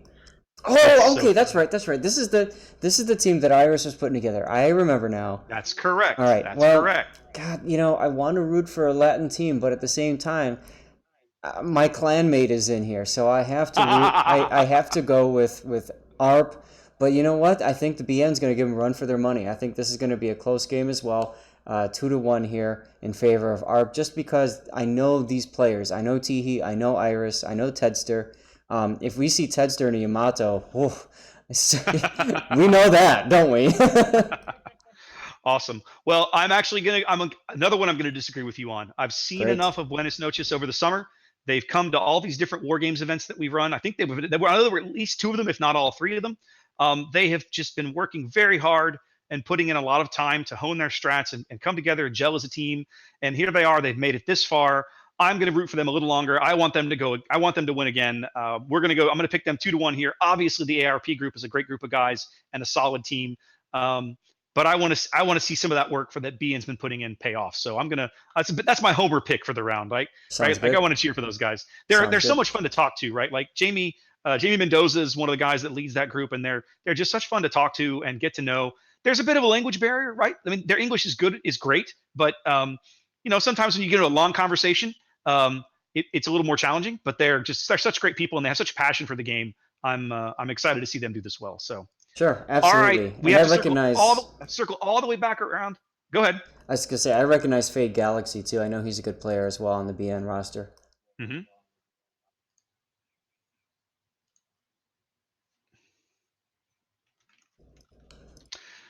Okay, so we're gonna have to circle all the way back around now. I think my stream seems to have taken a big giant dump. Wonder what's up with that. Yeah, I'm getting like okay. Yeah, it took a I'm getting this is weird. I'm bouncing between like 0 and max upload. Pull it together, Sea Raptor. Yeah, seriously. Something it's like all herky jerky all of a sudden. Quick, get the mallet, hit the box. Seriously, right? No crap. Wow, what's going on over here? Well, Raptor's figuring that out, guys. When I'm Oh, there we looking go. at We're this, back now. We're back. and I'm looking at Cuter versus MIA. Oh There boy. we go. That's what I was gonna call. I'll tell you what, Cuter is their more competitive branch of Cute. So I know the players in here are the creme de la creme, so to speak. But at the same time, MIA's got strong players too, and they've got the experience of playing over and over and over again, much like PSV. In the end, I'm going to give it to Cuter, 2-1. Okay. You know, we found another one I'm going to disagree with you on, Zap. Yes. Yeah, I know. Yeah, right. I'm going to pick MI on this one, and the reason for that is Lord KoTS's group. He put together kind of this mixed group of people that came to at least 2 different War Games events. And people who weren't on the ban list, right, but wanted to get experience, wanted to play. He was on that list, came out and played at least twice in War Games over the summer in preparation to get some more experience. And I think that's going to stand them in good stead here. I'm going to pick them 2-1. Great. The important thing, guys, is hopefully you're hearing how many times we're saying 2-1. We're not thinking these are going to be blowouts by any means. Nah. So you hear that, players? No, Don't make it blowouts.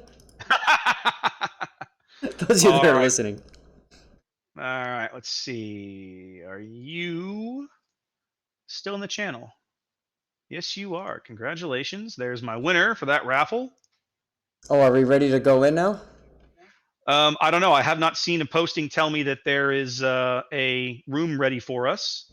Technically, we were supposed to. The game wasn't supposed to go off. The game wasn't supposed to go off to the bottom of the hour, right? So we'll see. That's only a few minutes away, but I have been asking. Let's see. Okay, here we go.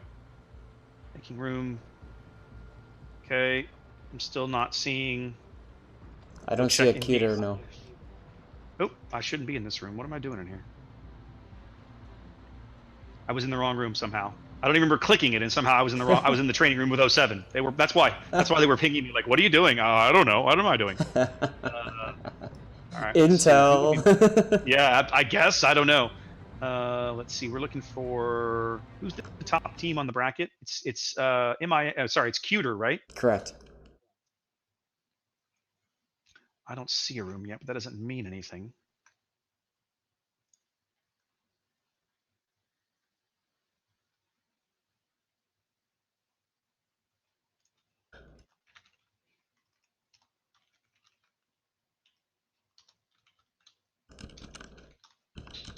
I'll just ping the Cuter guys. It's their job to make the room. We'll see what happens.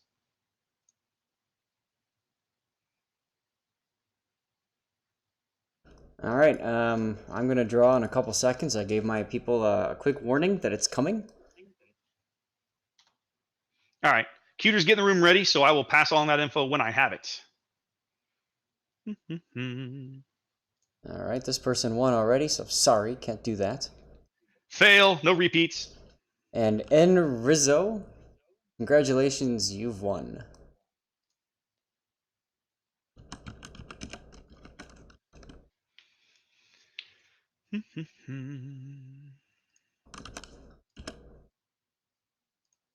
Don't forget, you have to be active in the stream and also following in order to win your prize.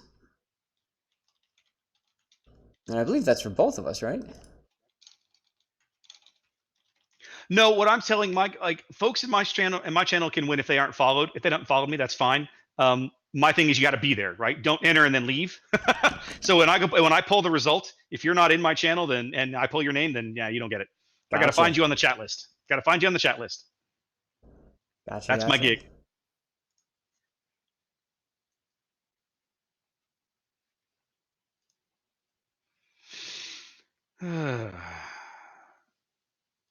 Okay, Cuter says, okay, Zui says the room is up. Let's see if we can find it real fast. It is up. Should be right on top of the list. And I was taking MIA.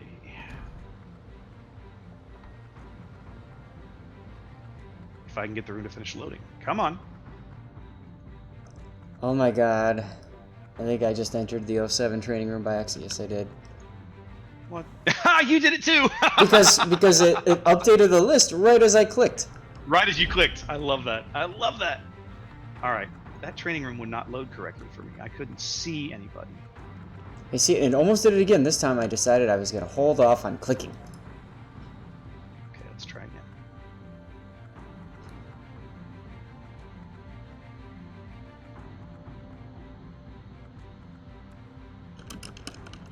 What the devil? I can't see anyone and I can't get the chat window to come up. Well, I'm letting them all know to make fun of you now. That's fine. I'm going to reload my client. Give me a minute. I'll let them know. This is clearly not, yeah, please do. This is clearly not working. For some reason, my training room has decided to take a big dump. So let's just reload the client and call it a day. Fair enough. I mean, they're still waiting on one player on the 2 players on the Cuter side. So. Okay, so I got a couple of minutes then. That's good. Yeah.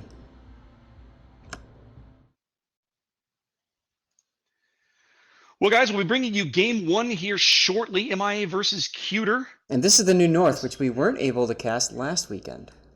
This is the new North. North was the third match, the potential third map on some of the matches last weekend. But today, it is leading off the second round of elimination games.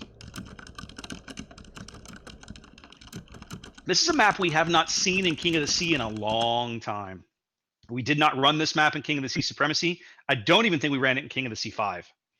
So, I mean, it's been a long time since we've run North in competitive play, at least for King of the Sea, it seems. I think we used to have, didn't we used to run this map in Supremacy League? I believe so. I think we did? I don't remember. It's been too long. It's been over a year and I've cast too many games since then. And played too many games, too. I mean, it's like, at a certain point, You man. ain't just whistling Dixie. Yep. You ain't just whistling Dixie. All right, looks like they're just waiting on you, sir. All right, well, please pass along my apologies. I'll be there as quick as I can. But it didn't do me any good because I couldn't, like, the training room wouldn't even load for me to ready a ship. So let's try again. Maybe it will work better this time. Hey, there you are. Okay, you can see me. Hey, it is working. All right, progress. There we go. All right, so I need to get readied up in my Erie. There we go.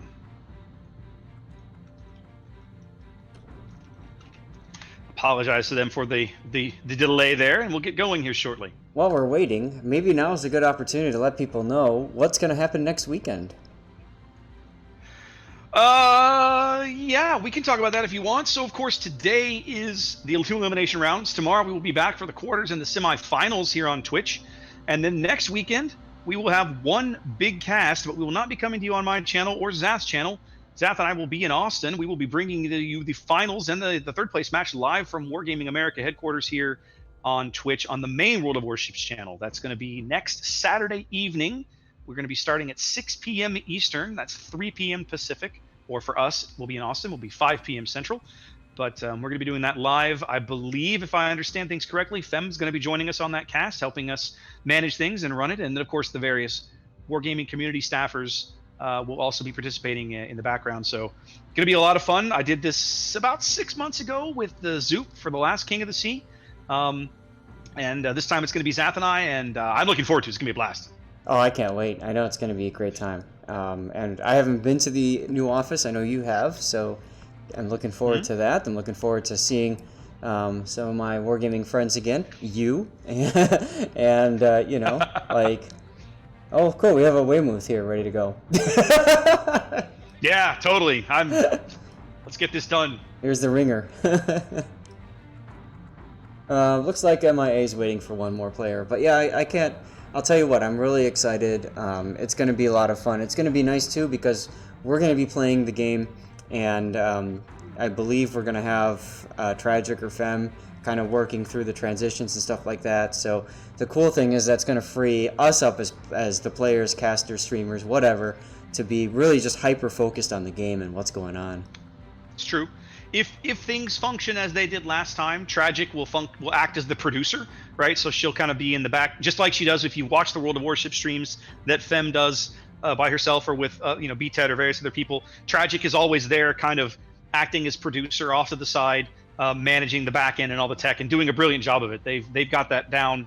They do a really, really good job now. They look fantastic doing it. So I'm excited to work with them again. When I was there last time, they were brand new to that office. They had been there maybe 4 to 6 weeks.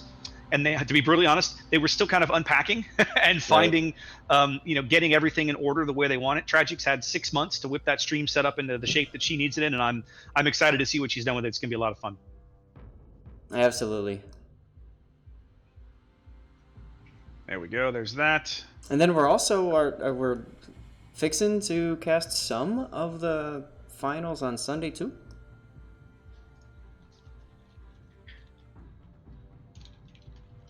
Right, so that's Saturday. That's Saturday night. And then now Sunday night, no, I apologize. Sunday morning is going to be the international finals.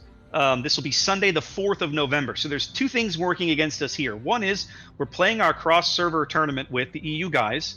And so they're ahead of us. So we have to start a little early in order for them to basically not be up at 2 o'clock in the morning. And then the other thing that's working against us is in between the two events, we have time change here in North America, right? So we've got to be very careful to make sure that everybody knows what time zone that we're all working off of and what time we're going to be meeting and starting. So in any event, but yes, I believe the time that we've agreed to with the EU guys, and keep your eye on the portal. There'll be more info about this between now and next weekend. I believe the Sunday start time is going to be 11 a.m. Eastern, which is pretty bloody early for you guys on the West Coast. And I apologize, but it's a bit of pain on both sides, right? Because that means that the EU guys will finish pretty close to midnight for them, which for a Sunday night, when a lot of those guys have got to go to a regular job, is kind of tough. So that was kind of the compromise that we settled on, right? We would have liked a little bit later so that it wasn't so bloody early for our West Coasters. But if we did that, it would push those guys literally into the wee hours of Monday morning, and it's not really fair. So that's where we settled on time. It's all good. And then the following weekend is Anchors Away Anaheim, which I'm also really looking forward to. That's right. You and I will both be going to Anaheim for the Anchors Away event. I know that Wargaming has plans for this. I'm not 100% positive what all's on their schedule yet. I'm really curious to see. I think they're going to start sharing that info with everybody as we get a little closer. So we'll see. But they're bringing in a lot of CCs. The list has been announced. Of course, you and I are on the list. Virtual Senpai, I believe, is coming. I think Krigor and Volgar. I'm missing people. Who else? Seth, help me out here. Chase. Chase is going to be there. I think Majash is on the list. Yep. Is that right? I think he is. Yep. I don't have the list in front of me, so I'm bound to miss somebody, and I apologize. I don't remember off the top of my head. But anyway, it's going to be a good group. If you're going to Anaheim, we will see you there. Come on by and say hi. And looking forward to it. That's also going to be a lot of fun. There's a lot of those same folks are all at TwitchCon this weekend. I know Senpai and I think might be Highfire actually went instead of I can't remember. But there's definitely quite a number of the Warship streamers over there. And of course, Fem announced this, and I'll say it here for everybody's benefit. They're going to be introducing a brand new CC at the event. We don't even know who this is, right? Nope. There's speculation, but we don't know. So that's going to be fun for us as well to meet a new member of the CC team at the same time as everybody else does. So pretty cool stuff. Yeah, and we've seen a preliminary schedule of events. Obviously, that's NDA. But it's going to be interesting to see how everything it's put together. Based off of last year's Let's Battle tour at Lexington, I know it's going to be a great time. I know there's going to be a lot of good stuff, given away and all that. The tour of the Iowa, I'm really looking forward to that.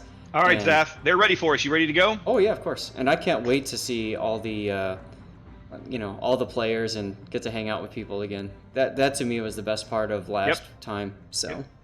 All right, let's get to it. We're going to North. going north.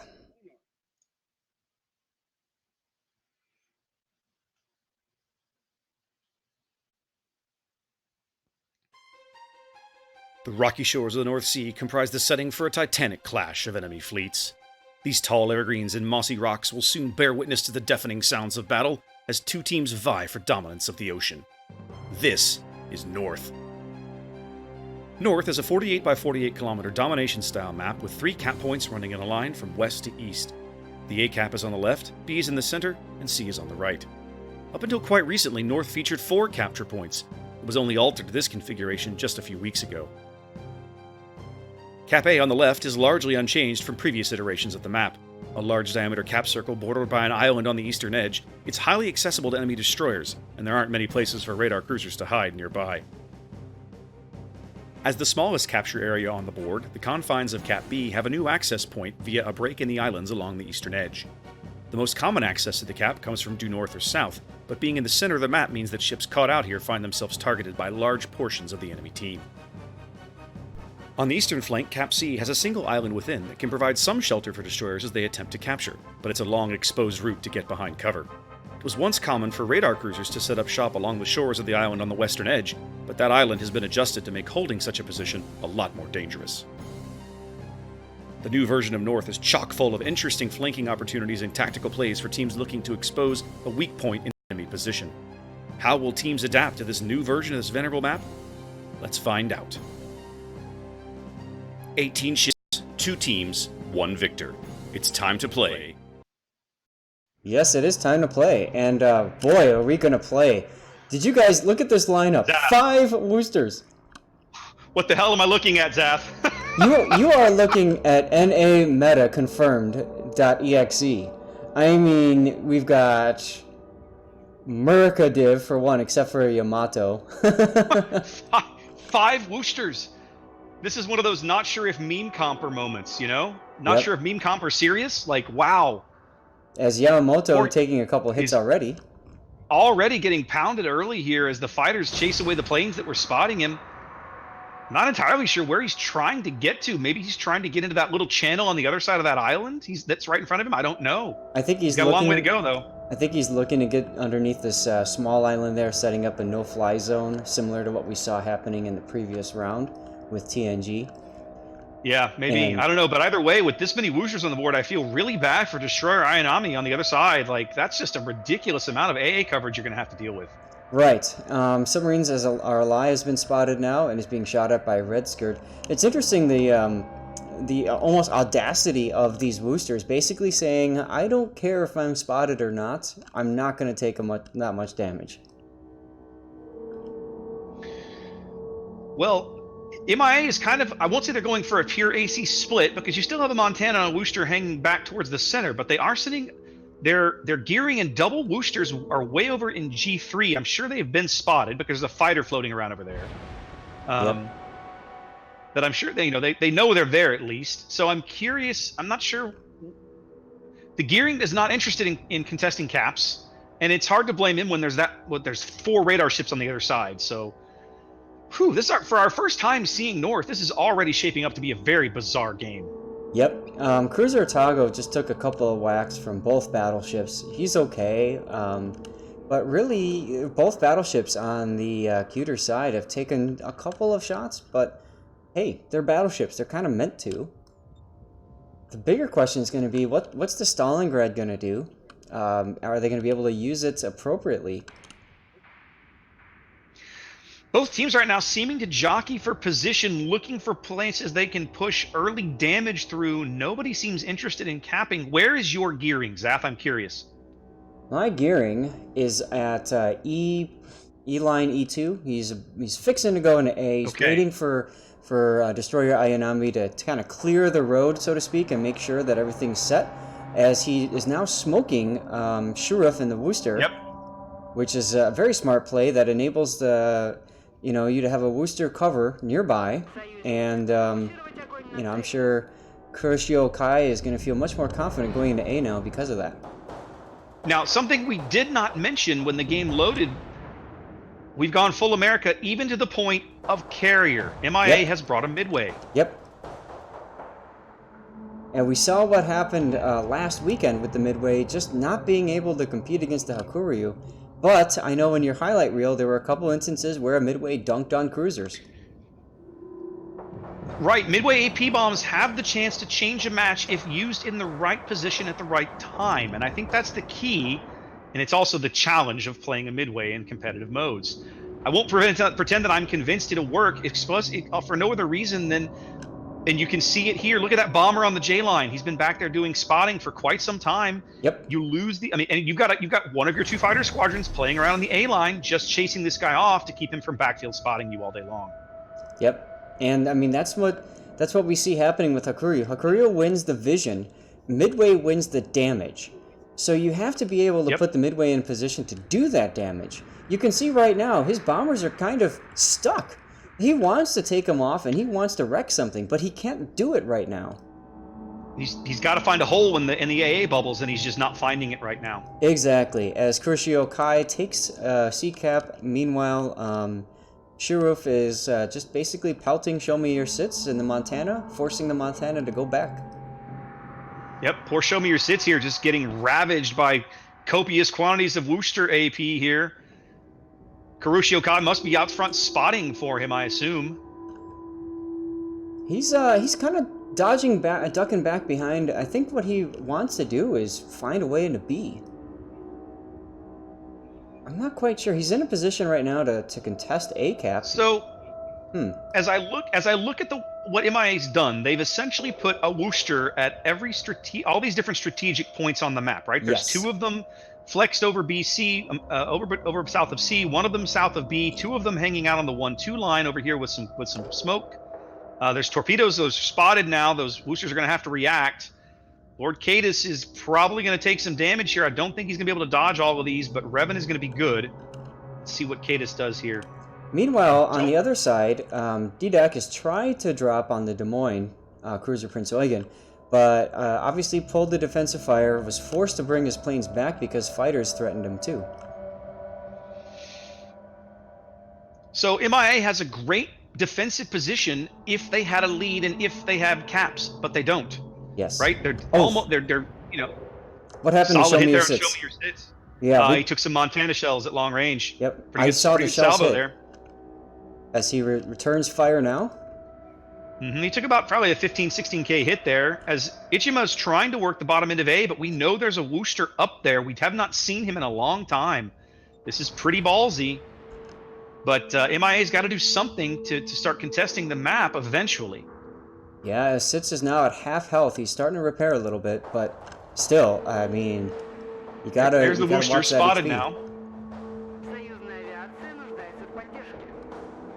Salvo coming in on Shroof's Worcester. Decent hit, but not anything major. Uber Sniper Zhao is probably the lowest ship on the board. Yes, in terms of what Cuter's got. And Ayanami is furiously clicking the minimap, telling him he's in the wrong position. He needs to be on the flank, on the extreme edge of the map. So he is starting to turn around and follow those orders. But it's going to take a while for him to get in that spot. It is. The Zhao is better served over on the 1 line. Definitely a little too far east right now, I think, for what they probably want to be doing with him.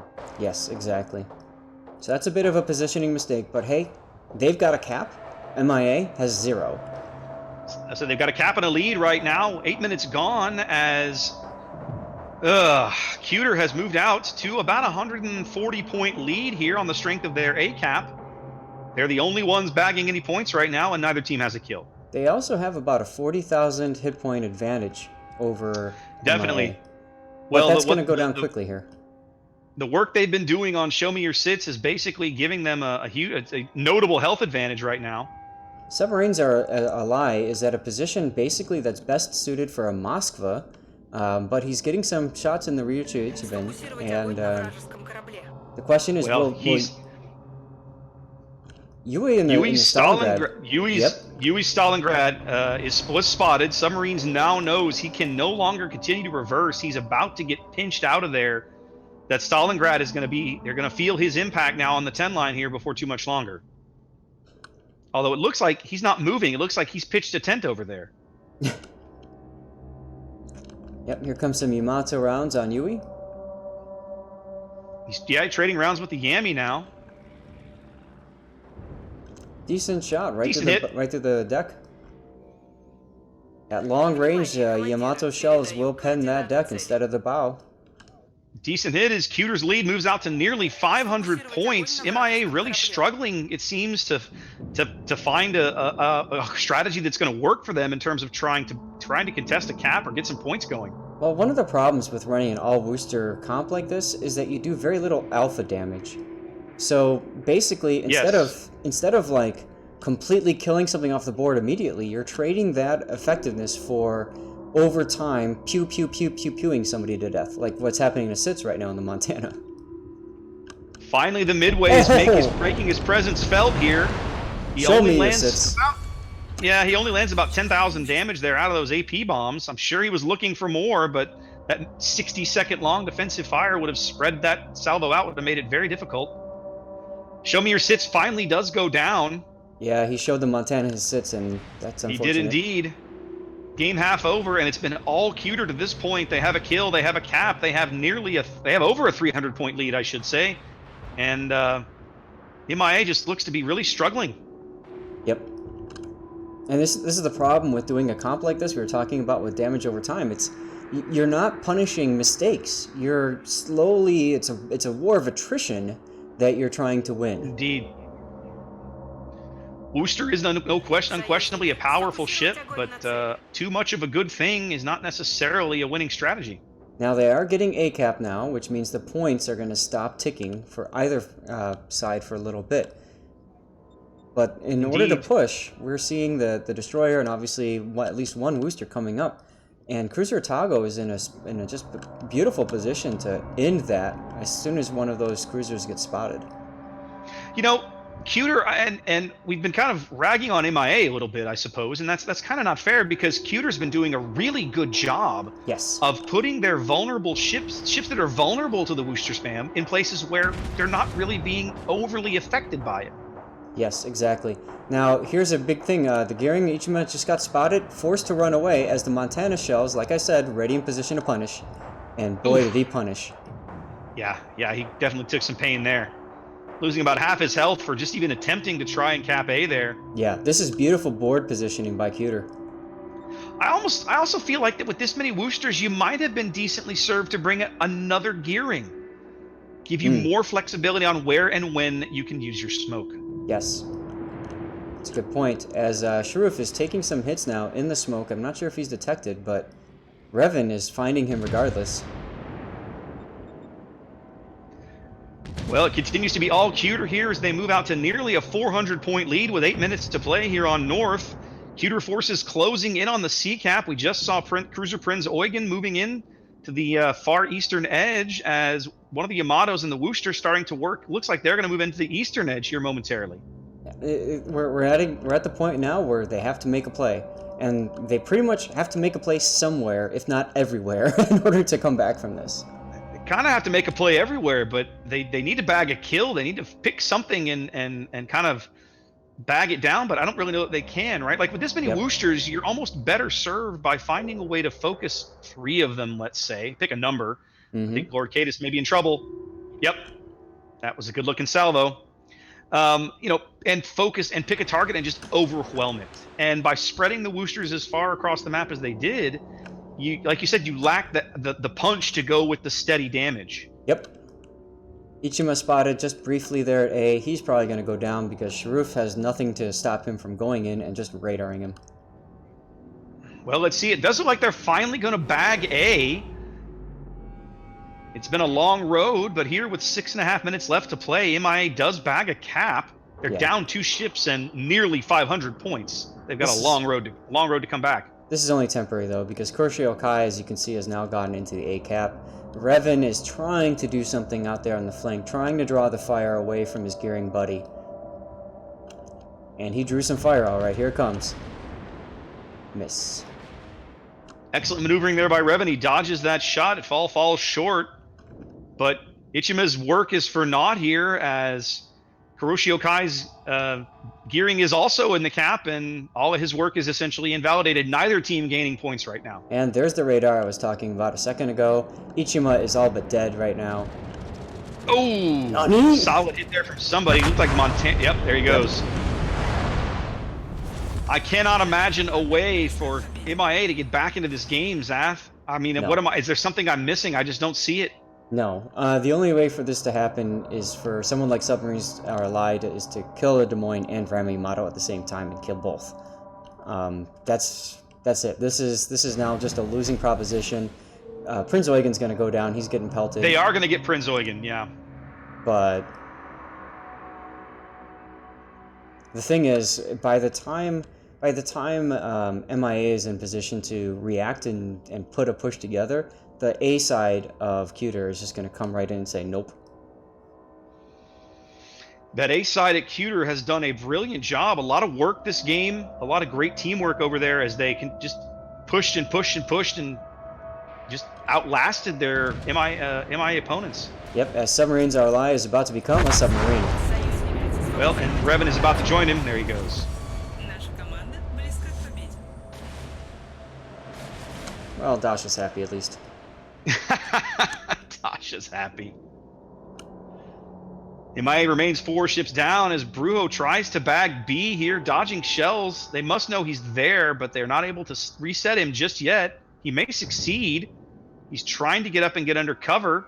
Yeah, they know he's there. It's just Well, they know he's there, but I don't think they can hit him. No, I don't think he's be able to hit him with shells before he caps. No. Ryo Ichiban is taking some torps, but it's not enough. By the way, earlier there was another bomb drop on Yui that was canceled because the fighters from Destroy Ayanami just appeared and said, Lego. When you have 4 fighter squadrons, you have the flexibility to keep them just about everywhere you probably need them, and then some. Yep.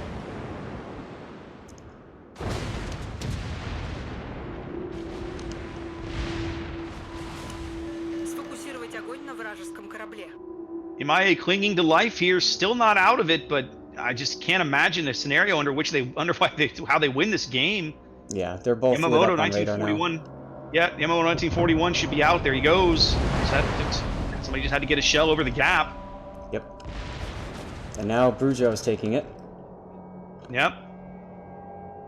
The next kill will end the game. They'll end up zeroing out MIA here. If not, the game will end in less than 4 minutes. Well, it'll end faster than that because Ryobi is about to cap C.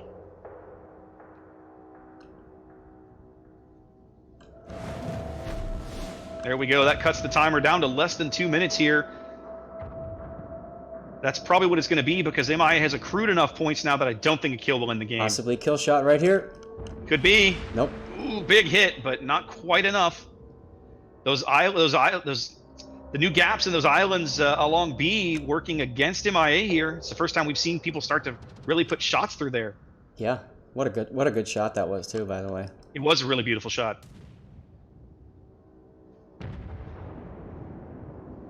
Brujo sending out like me. 60 seconds on the timer. MIA basically out of this game. It's a question of how quickly it ends. Here comes another salve from Yamato. Nothing. They don't. It's a question of who's going to die first, the carrier or the Wooster. Oh yeah. Didak is getting daked.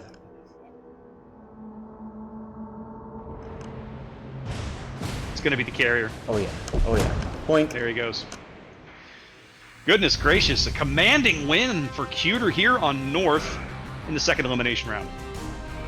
Yeah, well, I gotta say, I'm kind of happy to see a meme composition like 5 Roosters fail.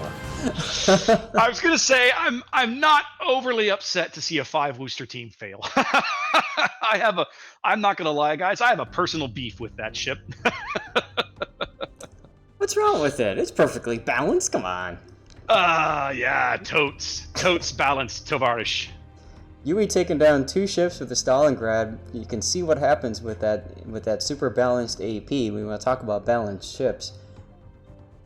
But kudos to Cruiser P something, Prince Eugen, for killing off 41 aircraft. Hey, that's what DM does, baby. That's right, and we see the Woosters also on the other team there on MIA taking down some aircraft too. But yeah, I mean, one ship lost for the game. That's a good trade.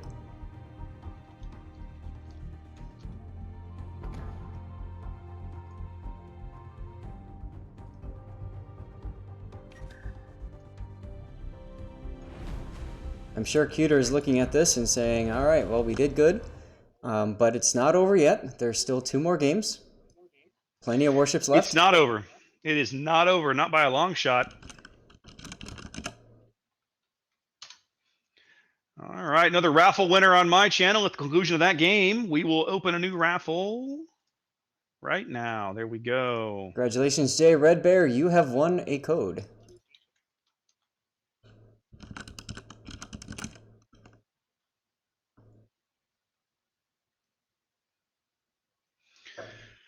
All right, well,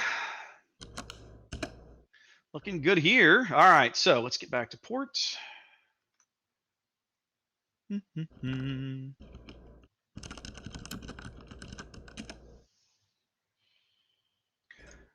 always love it when like random people drop into the training room. It's like, what are you doing in here, guys?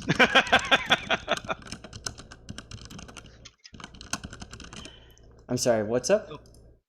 Oh, I went back to the training room lobby, and there's a guy in a tier 2 destroyer just randomly sitting in the undistributed player sections. Cold Water Cowboy. Yep. It's just funny. Just funny. You can still hear me, right, Zaf? No, of course I can hear you, yes. Okay, I'm just making sure. You're coming through perfectly. My display is being a little weird. I just wanted to make sure. Time to set Cuter winning round 1. Next map is It's a Trap. It's a well-planned deception. It's a tarp. We saw some teams fall for the trap last weekend. We'll see what happens this weekend if we get teams that get stuck.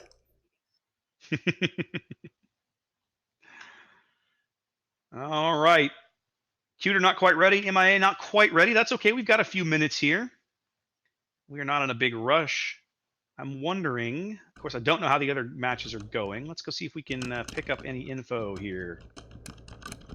Don't see anything. That doesn't mean much. Let's see. Okay, just looking around. Don't see any results, but that's okay. That's okay. Probably start to see more of those after game 2 here. Yep, we are technically early, so, you know, there's that to consider as well. Are we? Yeah, well, we're about right on time. We're, took us about a half hour and the game's over and we're getting ready for the next one. In theory, the next game should start at the top of the hour. Whether it does or not is a factor of other things. Nope. Okay, MIA's all ready. You about ready, Zaf? I am ready. I think we're going to be dropping here momentarily, guys, so don't go away. Trap is coming right up, I think. Keep an eye on it here. It's looking promising, let's just put it that way. Yep, so I'm going to switch to our trailer. Amongst the volcanic islands of the South Pacific, opposing fleets vie for dominance across a small archipelago of lush tropical islands. The green palm trees and white sandy beaches will shortly be sullied by the gray of steel and black of gunpowder, and only one team will be declared champion. This is Trap. Trap is a 42 by 42 kilometer domination-style map with 3 cap points running in a line from southwest to northeast. The A cap is in the bottom left, B is towards the center, and C is in the top right. Each capture point has a unique island configuration that makes both assaulting and defending it a particular challenge. In the extreme southwest corner, the A cap is the least congested by islands, but remains exceptionally claustrophobic due to its proximity to the map borders. The northern and northeastern cap edges have some island cover that can be utilized by Allied cruisers, but there are precious few places to hide, and even fewer places to run. The half-submerged caldera in the center of B cap is a magnet for friendly destroyers seeking shelter from enemy fire, but hugging it too tightly, or failing to recognize when it's time to cut losses and retreat, has cost more than one intrepid destroyer captain their ship. Just a few more leagues to the northeast, the capture circle of Cap C is wide open, but the perimeter is anything but. A half-dozen islands are scattered along the rim, and, when added to those nearby, offer friendly cruisers a myriad of nooks and crannies from which to spring radar on unsuspecting destroyers as they vie for control. Trap is a challenging map for even seasoned teams to play well. Historically, action has tended to move in a clockwise or counterclockwise motion centered around the B cap. But will that remain true as new teams and new strategies enter the mix?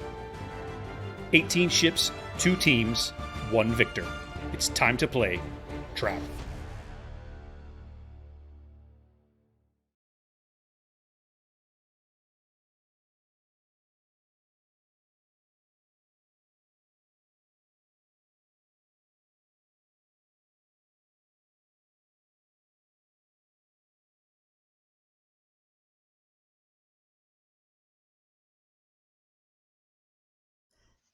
Clip away, and let's see what you guys can glean out of our casting here. Hope you guys are having fun. This may very well be our last game of the day, although we'll probably find a game 3 elsewhere if that goes to that. Or obviously, if MIA wins this, they'll come back and you know, we'll force a game 3. Бой начинается. Dasha says, let's go. Let's do this.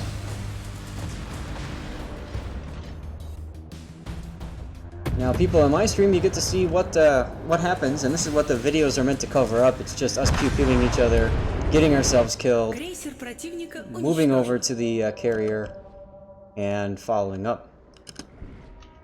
So, while Raptor's video finishes up, we are basically going to see a split, which is what you expect to see on Trap.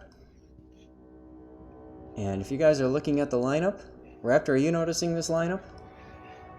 Well, let's have a check here. I see that MIA has cut away. They've kept 2 Woosters. That seems reasonable, but they've replaced them with 2 Henris. Yes. Which I'm really surprised to see on a map this small. But Yes. they've at least brought it. They brought a Stalingrad, so that gives them a little more punch, that alpha punch that they lacked last game. They've also changed the carrier. They are bringing a Hakuryu now. I see this. The midway did not work out for them last game. They brought a hack now, as the opposing lineup is actually, I think that's almost the exact same lineup that it is the exact same lineup that Cuter brought last time. No, they had a Yamato. Yes, They had a Yamato last game. They don't now. Ryobi's switched to Montana. Correct.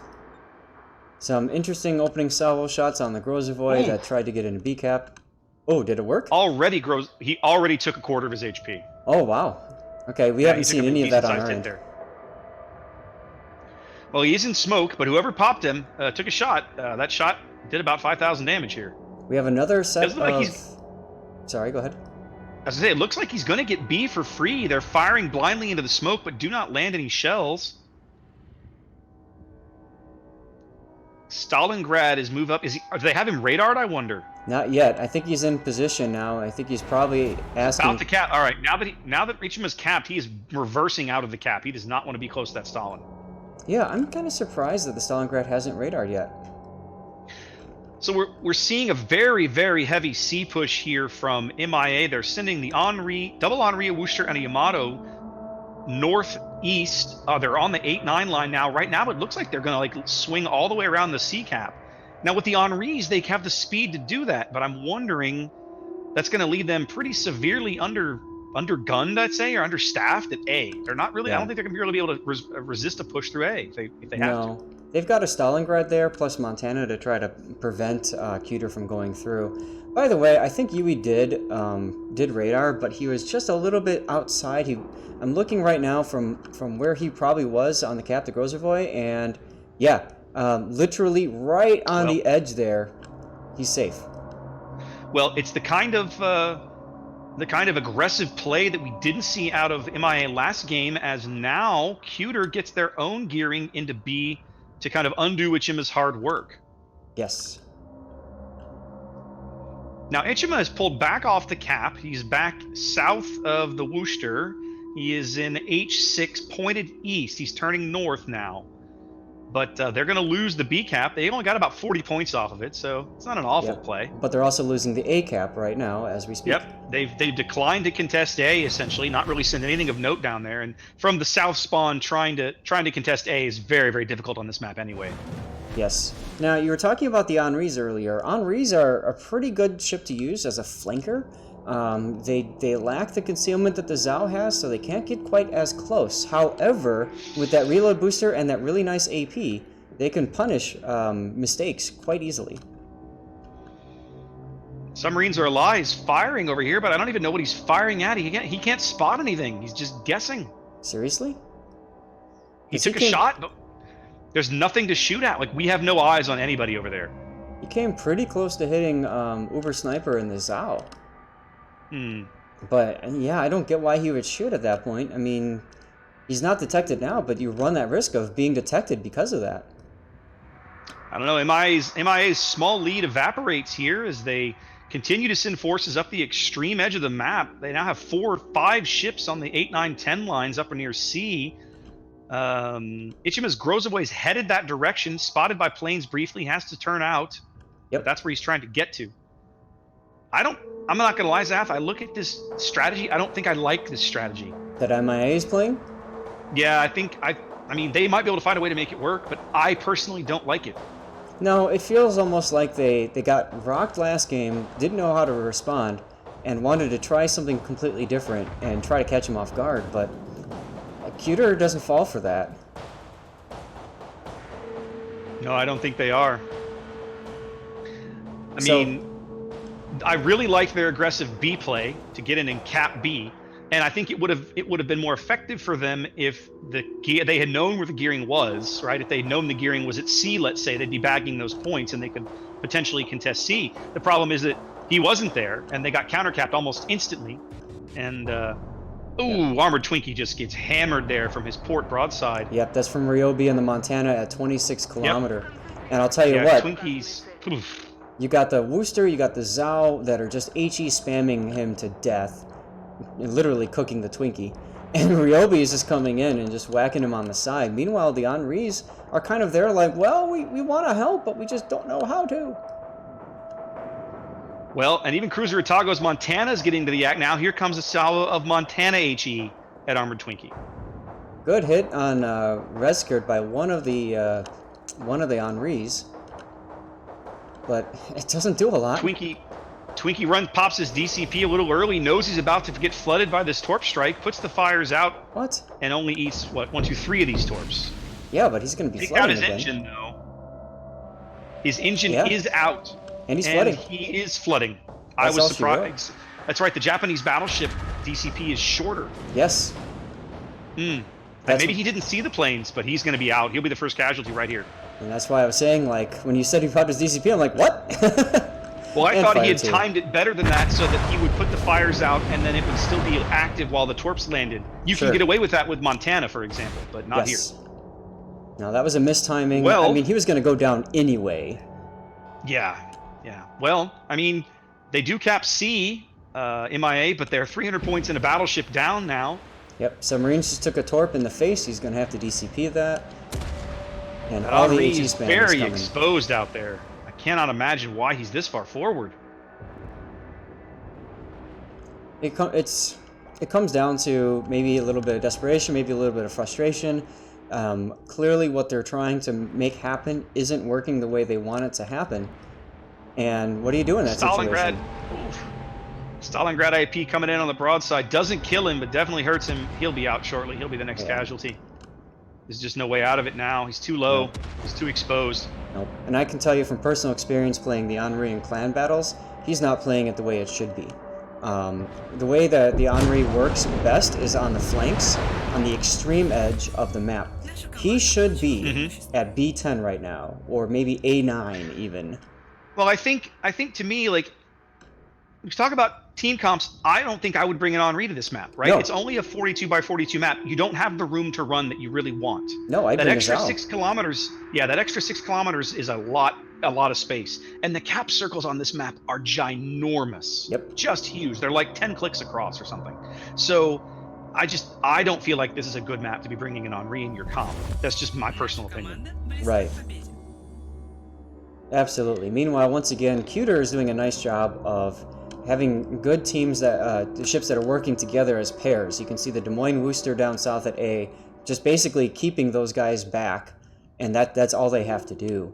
And then you've got the Montana Stalingrad at B, essentially just keeping them out of B. And then the bulk of the force at C just saying, hey, you can have C, but you can't have the game. That's right. 9 minutes gone, and Cuter is literally less than 3 minutes away from winning the game already. They have almost a 500-point lead. Two kills, 2 caps. It's been all Cuter once again, almost from the get-go. MIA looked really good bagging B early, but they lost it almost as quickly and have just not really recovered since then. Yeah, I'm actually pretty surprised by the results of this game. I didn't think that these two games would be... I thought they would be a lot closer for one. And two, I mean, I don't know. I mean, MIA's got so much experience and they've played so much. I would have expected them to have come in ready to go. Well, Cuter, you can tell, has done their homework. Something else we haven't talked about, right? Like, they set a Stalingrad and a Montana down south as, like, a kiting force. That's a lot of firepower to just use as a kiting force. Like, that's the kind of firepower you want to use to make plays. Yeah. You put those ships out in a place where they can do work. And instead, they've basically been waiting to kite cruisers that have just never bothered to come around the corner because there's no need for them to come around the corner. Yeah, why would they? So, and now you can see, now they're starting to say, okay, we have to do something. Sia's lost. We gotta move. And so now they're starting. But this push is at least 5 minutes too late. Yeah, I looked at... I didn't see it at the time because we were so busy watching what was happening in C, but you're right. Once they realized that C was not going to work, they probably should have gone ahead and shoved the Montana and the Stalingrad into A to begin with. I mean, what have you got to lose? Yui, by the way, radaring the Worcester and B cap, so here comes some shots. Oof. Oh! Revan takes a good hit there, and he's got a lot more firepower from the north, capable of taking shots. Here come those shots. Oh, I think this is going to be a bad day for Revan. Yep. There it is. Killed That's by the game, Montana. folks. We're 5 seconds from this game as Cuter sweeps the match. Looking incredibly strong here on both North and Trap. Wow. Wow, indeed. That's absolutely not the result I was expecting, Zaf. I mean, you can't argue that that Cuter's an excellent team that more than earned their victory, but I was just expecting better games, I suppose.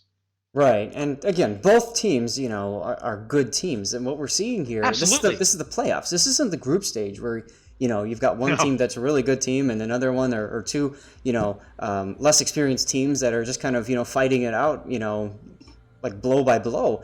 We're seeing Cuter looking at this like a total chess match. MIA doing the same, but the problem is, and I think you pointed this out in the last game, MIA expected the early lead and to force them to come at them. But they never got that lead in both games. Nope. And in this case, anti-air, not that important. You can see both sides. I mean, there's plane kills, but nowhere near as many as we saw last game. So, sure, they're spotting. Sure, they're shooting down a couple planes here or there. But, I mean, this battle lasted just over 10 minutes. Just under 11, actually. Yeah. Yeah, it was. This second game was just a steamroll. I mean, you don't normally see this in competitive play. It can happen. We've seen it before, but it is very uncommon. That's right. Well, congratulations to Cuter as they get to move on to the next round. We'll see them tomorrow. Yes, indeed. Cuter is moving on to the quarterfinals tomorrow, as is, I just saw a result, hang on, as is Rush B. They also swept Cutie off the board. That was your pick. Congratulations. Let's see. I picked 2-1, but they did win, so that's a win pick. And then, how do we pick this one? You picked Cuter, I picked MIA, so you got that one. Aha. Yeah. That's right. All right. Now it's going to be me, you know, pounding the pavement in Discord looking for a game 3 if one's available. Yep. So there's at least six other matches we do not have results for just yet. Let me let's see. Unless something else is finished and I've missed it. No, it hasn't. Okay. So we have 2 of those matches are being streamed. So if any of the other 4 go to a game 3, we can pick it up. We'll have to see how this goes. Sounds good. Meanwhile, let's do a drawing, shall we? Yeah, I need to close my raffle out. So Predator Us, congratulations, you win a code. I don't know if you've been noticing this on your end, but the people that are winning seem to be the ones that are raffling at the last second. I've noticed this myself. It's kind of funny.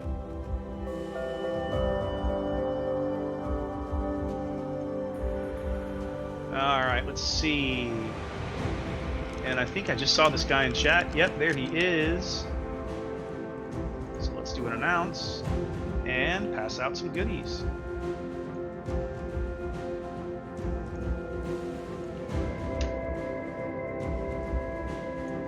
All right. Oop, I got a ping. Cute is going to a game 3. Would you like to pick that one up, Zap? That's Yeah. Cute and TNG. Oh, you better believe I'm happy to take that All one. right.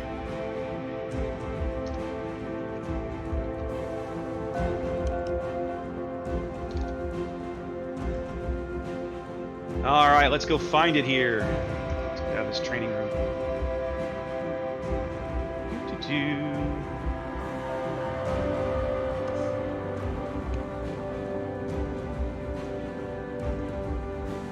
Those of you still hanging out here, so since we finished 2-0, obviously Cuter is going to continue into tomorrow, and so now we're going to try to pick up a game 3, so sit tight for just a few moments. Which side do you want, Saf? I'd love the TNG side. Okay.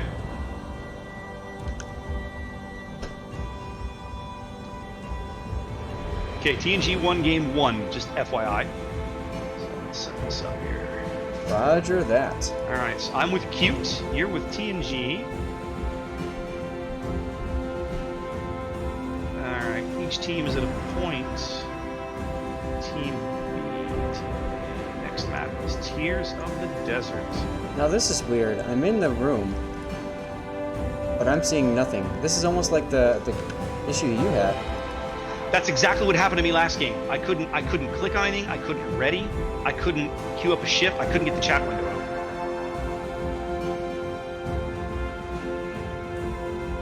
Do you need to reboot, Zap? Or reload your client? Maybe. Are they in a game right now? No, we're sitting in the training room, everyone's getting ready. Okay. Let them know I'm having some problems. I'll try one more time to get in. Okay, I'll let him know.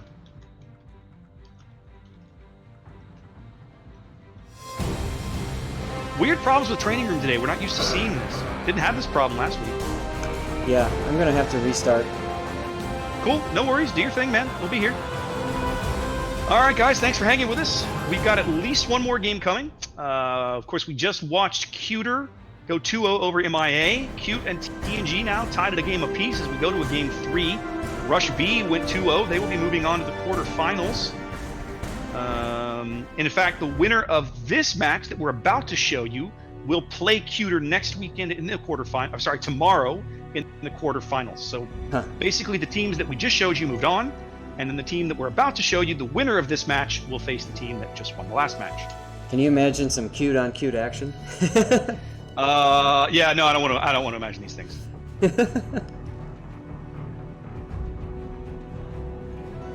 All right, let's see.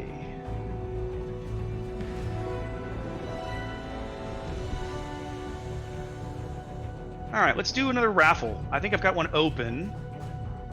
No, I didn't. Let's open another raffle. There we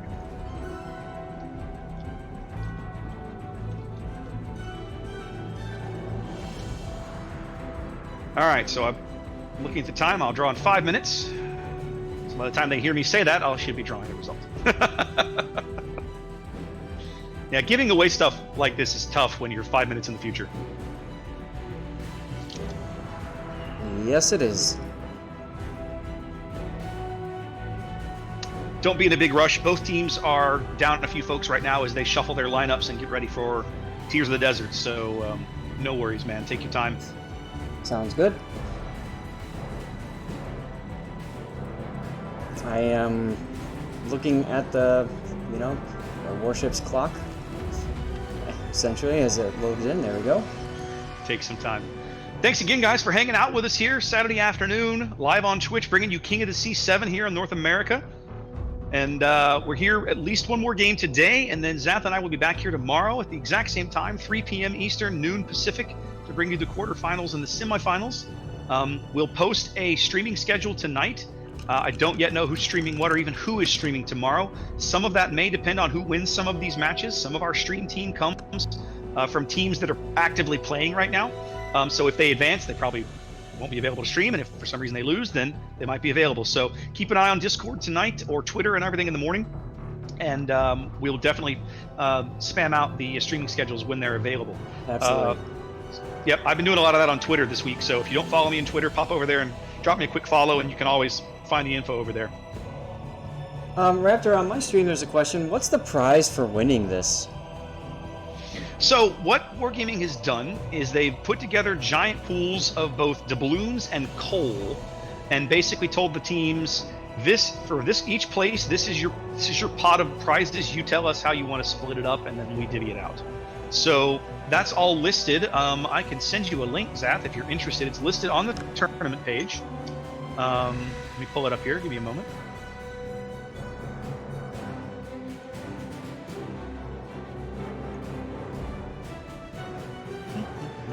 Here we go. So everybody who plays all their scheduled matches gets some camo just for showing up. Cool. The bottom 8 teams, that's for the bottom 8 teams, that's all they're going to get. That's anybody that played in the group stage and went no wins just gets some camo as a thank you for coming and playing. The bottom half of the field after that, 17th through 32nd place, gets 48,000 coal to divvy up amongst the team members as however they want. And as you move up, you start adding doubloons. It's 48,000 coal and 6,000 doubloons for 9th through 16th. 5th through 8th is 96,000 coal and 12,000 doubloons. 4th is 192,000 coal and 18,000 doubloons. 3rd is 192,000 coal and 30,000 doubloons. 2nd place is 288,000 coal and 42,000 doubloons. And 1st place is 384,000 coal and 54,000 doubloons. That's a lot of loot. It's a big pot of stuff. And the other thing is that the top 3 teams will move on to the international match on Sunday, November 4th, where they have the opportunity to win a premium ship on top of all the other prizes. Wait, say that again. They can win a premium ship out of this? So the teams that go to play the international finals and win, those 3 teams of the 3 teams, the winners of those cross server matches will win premium ships. Yes, that's the way Wargaming has it set up. Of their choice? So the first place match gets to choose tier 8 ships, 2nd place tier 7 ships, 3rd place tier 6 ships, and there is a restricted list. All of this is in the rule set, so there's a specific list of ships that are banned from being awarded, and of course that is, as you would expect, things that they've quit selling. Yeah, sure, but still, that's... Or that they don't want to distribute, right? Looks as if PSV went 2-0, is what I'm seeing in chat. Not reported yet. Rip did go 2-0 over Bias. We said 2-1, but we both called it. Hey. I called 2 over PSV. We both called PSV, but I got the 2-0 on that one. Still waiting on some other results to come in as we try to get Game 3 of Cute TNG off the ground here. Still waiting for a couple of people, it looks like. Oh, I'm not ready. I can fix that. Wow, so they've got some special categories as well for winning stuff. Best dodging, happy feet. Yeah, so that's the other thing is that the various participants, there are some special awards that we're going to give out, and I do not remember the pricing for that off the top of my head. Fastest kill, Zath, as you noted from last week, is one of those. You and I have seen 2 pretty quick kills that are both candidates for that award. Wow. I didn't realize to be looking for this. So we got potential damage kills, highest damage, most spotting damage, torpedoes spotted, fair play. I'm not sure how that one's going to be picked. Exciting plays. I'm not sure either. We'll have to look into it. And for 9 community contributor containers, best comeback. Huh.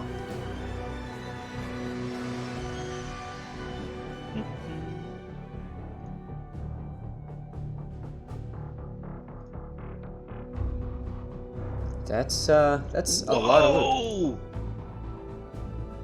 I called it, Zath. What did you call? What did you call? Buenos Noches won. 2-0. What? Yes. That's what I just saw in chat. Let's see They if it's beat ARP? recorded. Yes. Buenos Noches sweeps ARP. The Knights of Newt 2-0. Oh, goodness, Zath. They drew RIP in the semifinals. The quarterfinals tomorrow. Yes, they did, but holy crap. Oh, goodness. Congratulations, BN. Yeah, congrats to Jamie and those guys. What a great showing for them. Yep, yeah. PSV versus Rush B, yep. And then... Wow. All right, did they get the room fixed yet? Do we have tier? Okay, they're working on it. Yeah, we actually can't. The casters right now are the only people that can't queue up in the room because the room is not set to allow tier 1 ships. So that's what we're waiting on. Okay, says we can now. It looks like.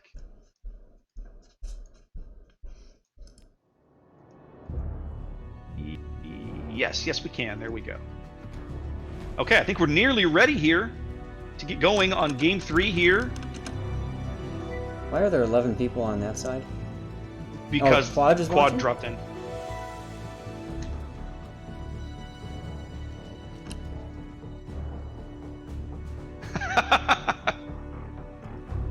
What a miss. And Quad was here, and then he was gone. Yeah. Find a game 3 somewhere else. Go find your own game 3. This was ours. All right, I think we're just. Everybody says they're ready. We're just waiting on them to push the button here. We'll be moving on. All right, well, time for us to watch the intro video for Tears of the Desert then. Yeah, I'm waiting for this to get going here.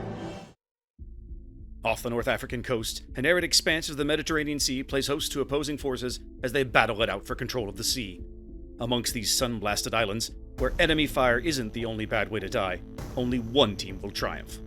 This is Tears of the Desert. Tears of the Desert is a 42 by 42 kilometer domination-style map with 3 cap points running in a line from northwest to southeast. The A cap is in the top left corner, B is in the center, and C is in the bottom right. Once a map that elicited a lot of grumbling and gnashing of teeth, Tears of the Desert has transformed into one of the more enjoyable maps to play in competitive modes. Capture Area A has just enough island cover nearby for teams to sneak in a radar cruiser and cover the cap circle. It's common to see cruisers attempting to flank the cap by sailing to the extreme northwestern corner, and makes this entire quadrant of the battlefield an area to watch for big plays. In the center, Cap B has superb island cover near the middle of the circle that allows destroyers to set up camp and capture or contest the area. Cruisers or destroyers who hug this island can generally be spotted by aircraft, but landing shells on them is very challenging until teams are able to push forces into the corners of the map. Cap C is very similar to Cap A on the opposite side of the map. The picket line of islands that separates B and C make pushing in from one cap to the other very challenging. Tears has come a long way from being one of the most hated maps in the game to one of the most balanced. It's a map that favors smart destroyer captains, good cruiser positioning, and heads-up battleship play. 18 ships, 2 teams, 1 victor. It's time to play Tears of the Desert.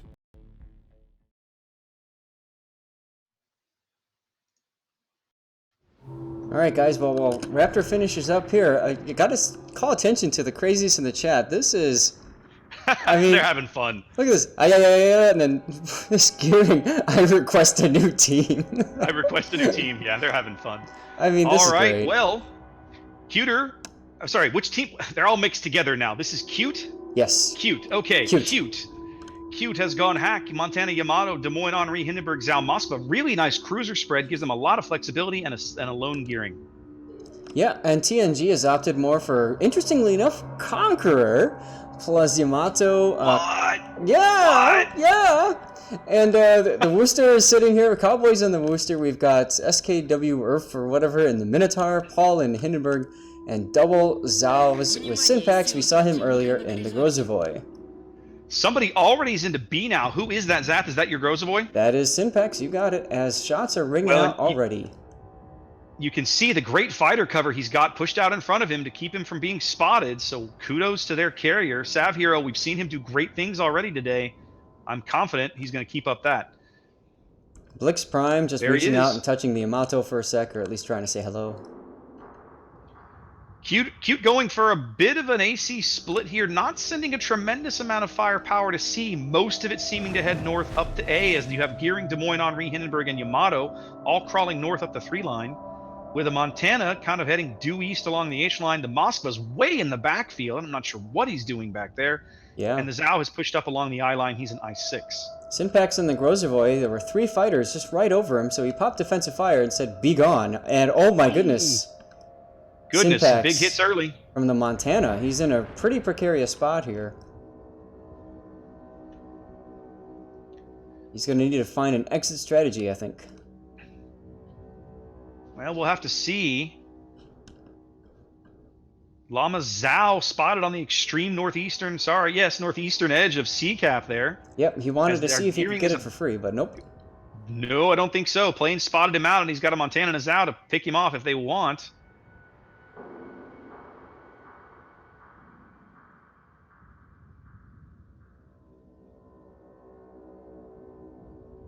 But I'll tell you what, right now at least, it's 3 against 1. Destroy Asashio taking a big hit there from Blix's Yamato pretty early on here for him to be giving up that kind of HP, but that's the peril you take when you take a cruiser into one of these games. Absolutely. Now, we haven't seen that hit rendered. There it is. Now it's shown. He took about 20k. It was a pretty good hit from that Yami. He's been snapshotting quite well so far. We've seen 2 salvos from him, maybe 3 now. They've all come in really darn close.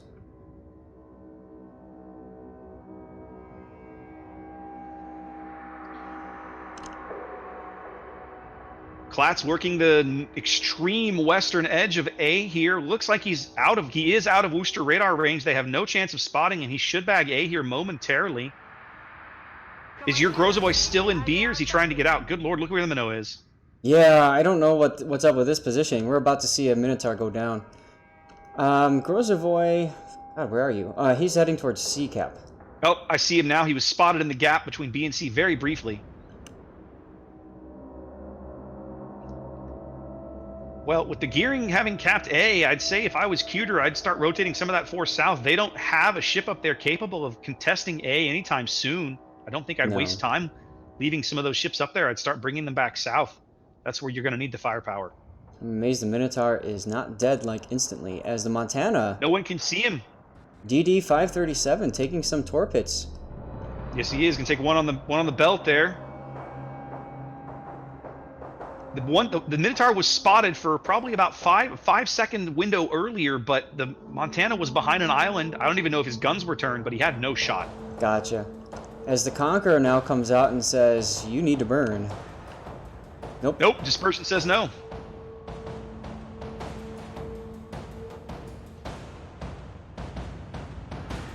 Well, Grozoboy's finally touched on the C-cap now. The Moskva, having rotated well to the backfield, is now pushing up, trying to get his radar in range of the cap. I don't think it's going to be in time. It's Satsuki DD. He's now in H5. Yeah, I think the reason why he was kiting away originally is he was expecting a hard push through C.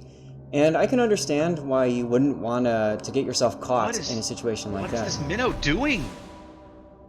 Getting shot? Well, he's getting hammered.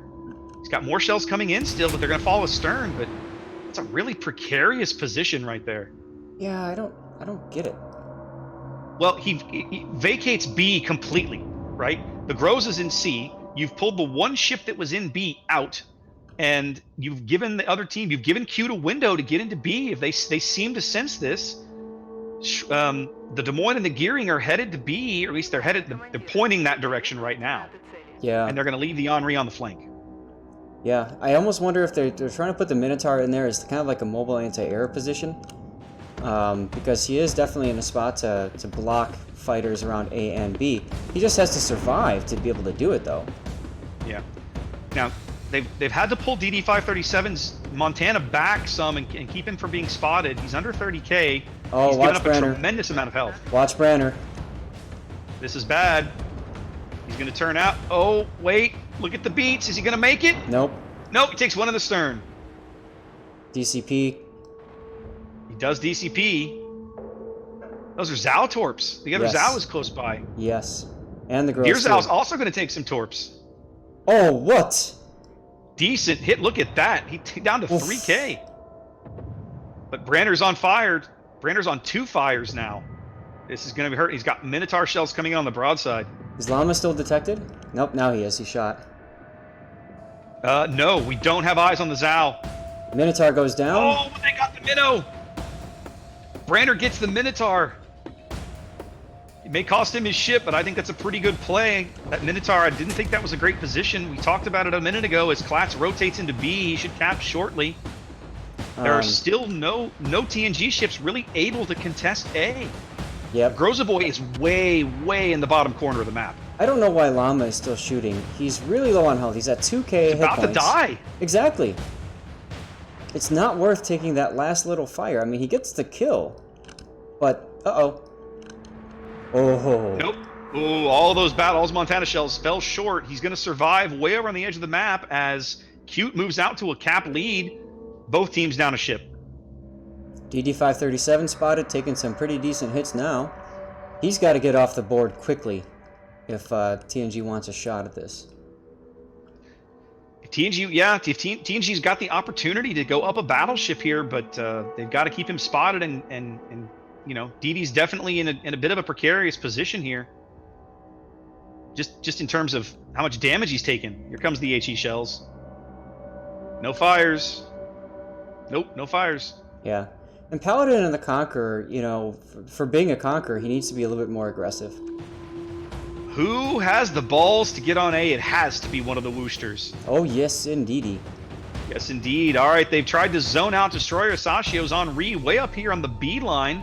He's got a Hindenburg in his face. He's not really able to cap. They have no eyes on the Wooster right now. They cannot see him trying to cap A, but they know he's there. And Blix Prime doing a beautiful job of ensuring the Hindenburg is not willing to go in.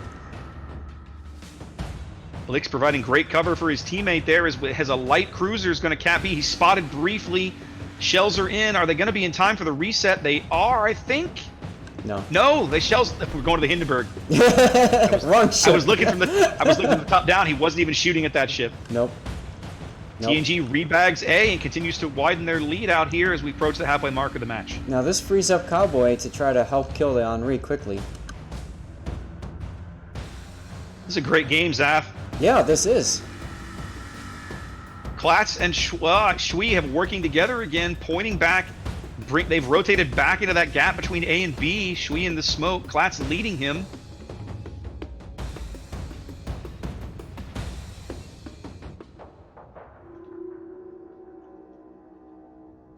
Now the Moskva's really jockeying for position here. Go ahead. The Moskva's flank is about to be turned as Jelly Donut is going to take 2 torpedoes. That's going to hurt. And some AP from the Moskva. Moskva was reversing explicitly to get that shot. Here it comes. Yeah. As more Montana shells coming in. I'm surprised Nope. I'm surprised Jelly Donut didn't fire torpedoes as he was turning out. Maybe they weren't ready to go. I'm not sure, but now I will say that TNG's got a really good job now. They've kind of rotating Synpax into their backfield is going to give Cute a bit of a problem. They're going to have to deal with somehow. Yes. As the Yamato just took a big hit, Motori.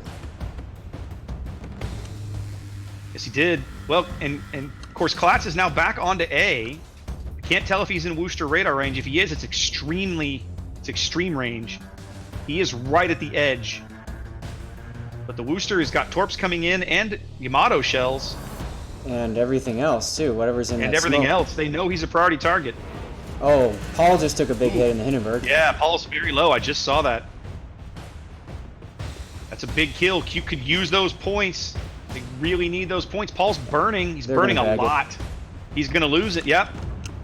That's going to narrow this game to less than 50 points here. As Cute continues to gain with 9 minutes to play. Yep, and that was Destroyer Sashio doing what you should do with an Henri, which is be a pain in the butt on the corner of the map.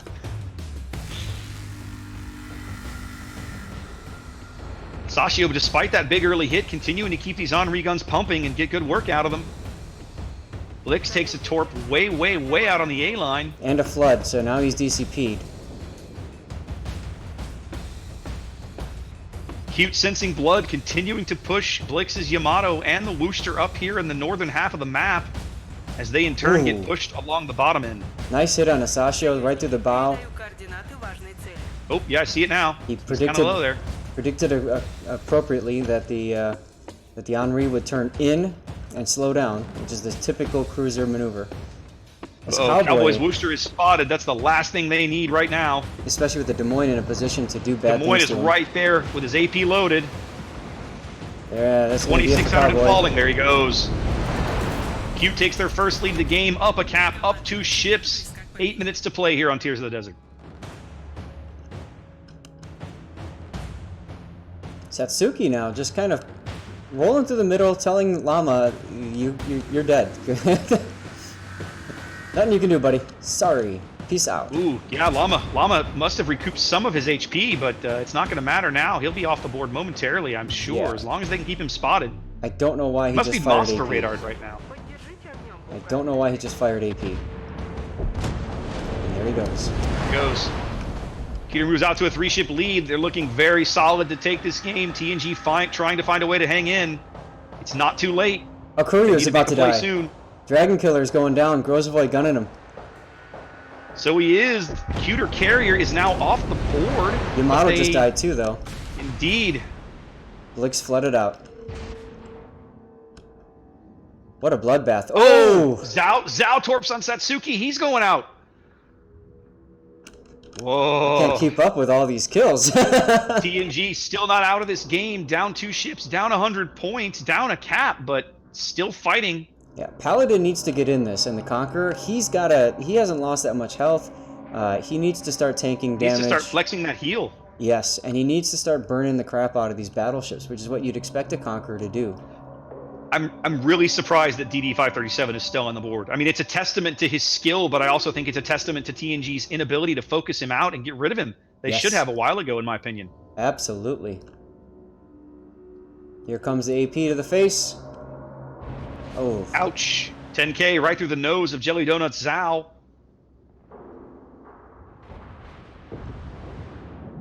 Turning to port now, presumably going to put... Actually, his starboard torpedoes, I think, are already in the water. Oh! Yeah, down under 2K. Yamato he's going to have cover. Ooh, I think he's going to make it, but it's going to be close. He's going to make it, but he's going to be out for a while, which is going to free them up to focus Paladin hard now. I think TNG's window is closing rapidly, Zath. Yes, it is. They have 70 seconds to make a play. Sinpac's now smoking up, trying to do something, taking a big hit for it.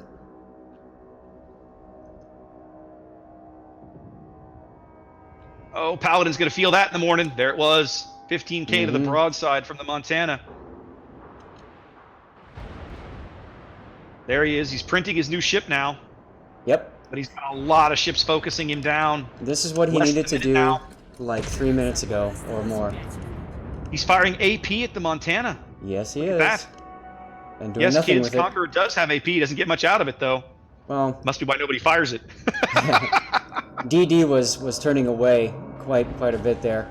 So that's it for Paladin. Yeah, he's going to be off the board shortly, I think. We know his heel is on cooldown. He's driving into torps. They are spotted. Or no, they're not spotted. There he goes. That's the game. Whoo! What a game, Zath. Yes, killed by a member of Cuter. Even though it's Team Cute. Back and forth, but Cute comes up with the 2-1 win here, sweeping out the match after dropping Game 1 to TNG. TNG looking really good, though. What a great showing for both teams. Look at Dragon Killer taking out 44 planes. I mean, just... And Safiro doing his work, too. Both carriers really trying to keep things going, but... Hats off to both teams, but to Cute for continuing. The questionable play of that game had to be the Minotaur. What was he thinking? Where was he going? And Conquer, very similar questioning for that person too.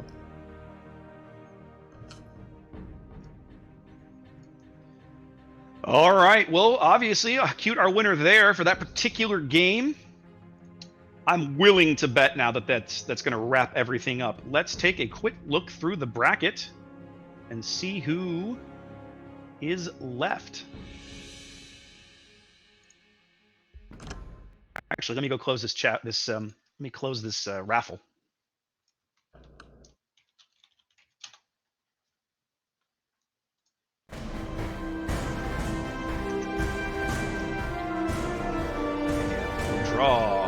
Drawing.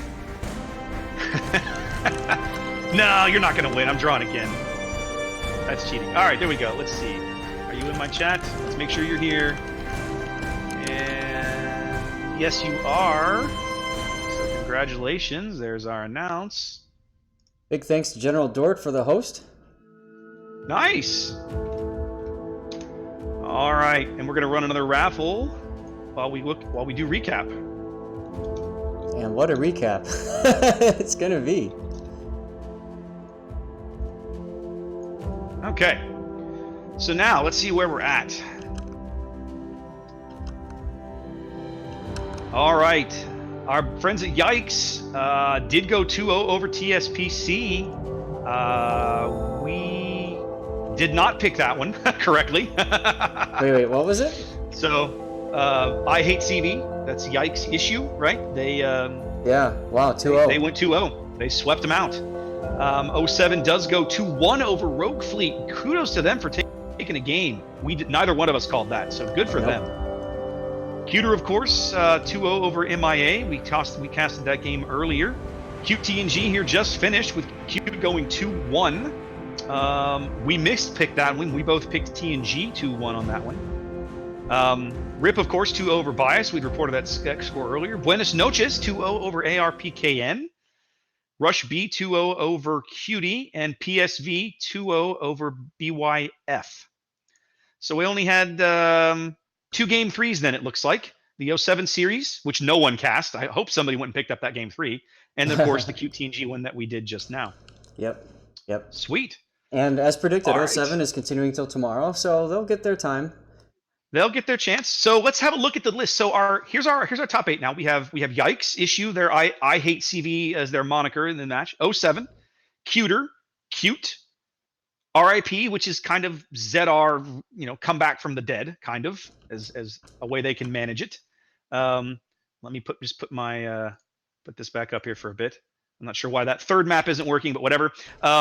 Buenos Noches, Rush B, and PSV. Now, there's at least, to my knowledge, and correct me if I'm wrong, Zach, there's at least 2 brand new teams in this top 8. Of course, Buenos Noches is a new team in the top 8. Yes. And so is I Hate CV, the Yikes issue guys, because this is their first King of the Sea. They were the number 1 seed. But as this playing under this group, as their moniker, as far as I'm aware, this is their first King of the Sea. Yep. Both of our former champions have made it to the top 8.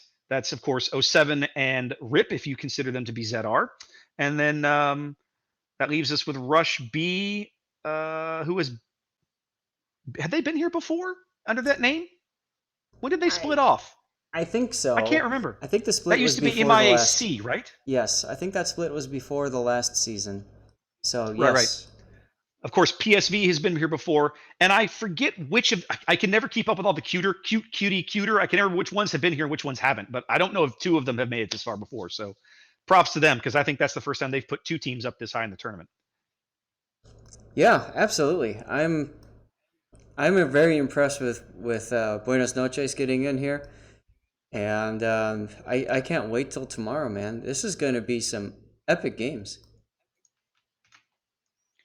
Yeah, here, I know what I'll do. I'll cheat. I'll get smart. Oh, don't do that.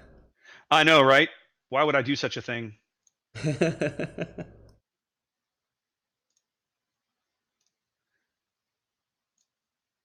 let me make sure something momentarily. No, don't do that.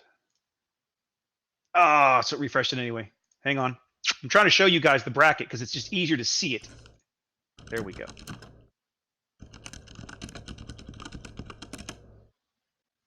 I'm going to do one last raffle drawing at the end of our talk here. Yeah, I put the bracket up on my screen. We will do one more drawing. Let me go close that raffle right now, and then we'll get out of here, and folks can go enjoy the rest of their Saturday. Don't forget, guys, we will be back here tomorrow at 3 p.m. to do the rest of this shindig. We are not done yet. The best is still yet to come. I'm going to go and put the outro screen up here. We'll do that while we draw the raffle.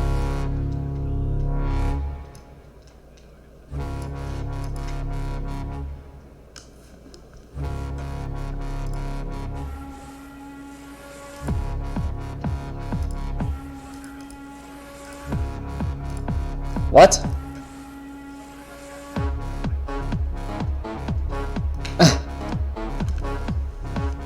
that is...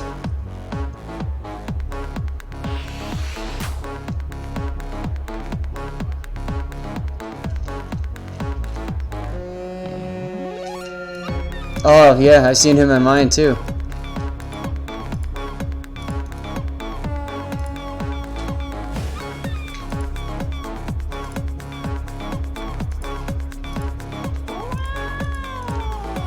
No, not too much here. I gotta say, it's been a great day for warships. Lots of amazing games that were cast and not cast, and you know, I really hope that you guys had fun. As always, we're open to any sort of feedback, anything that you want to share with us, what you'd like to see us do differently, what you'd like to see us continue doing. Let us know, and can't wait to see you guys again tomorrow. Same bat time, same bat channel.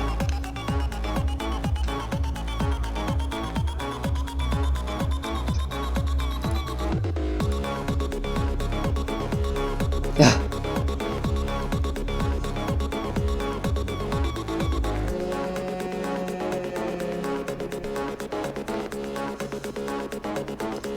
I'm going to do one final raffle here, just for the fun of it. And that's going to be it.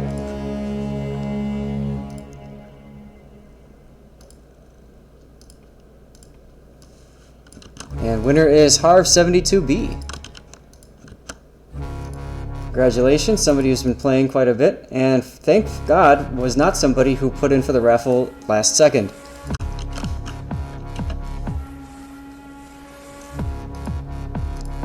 Alright everybody, thanks for watching my stream. Take care. See you.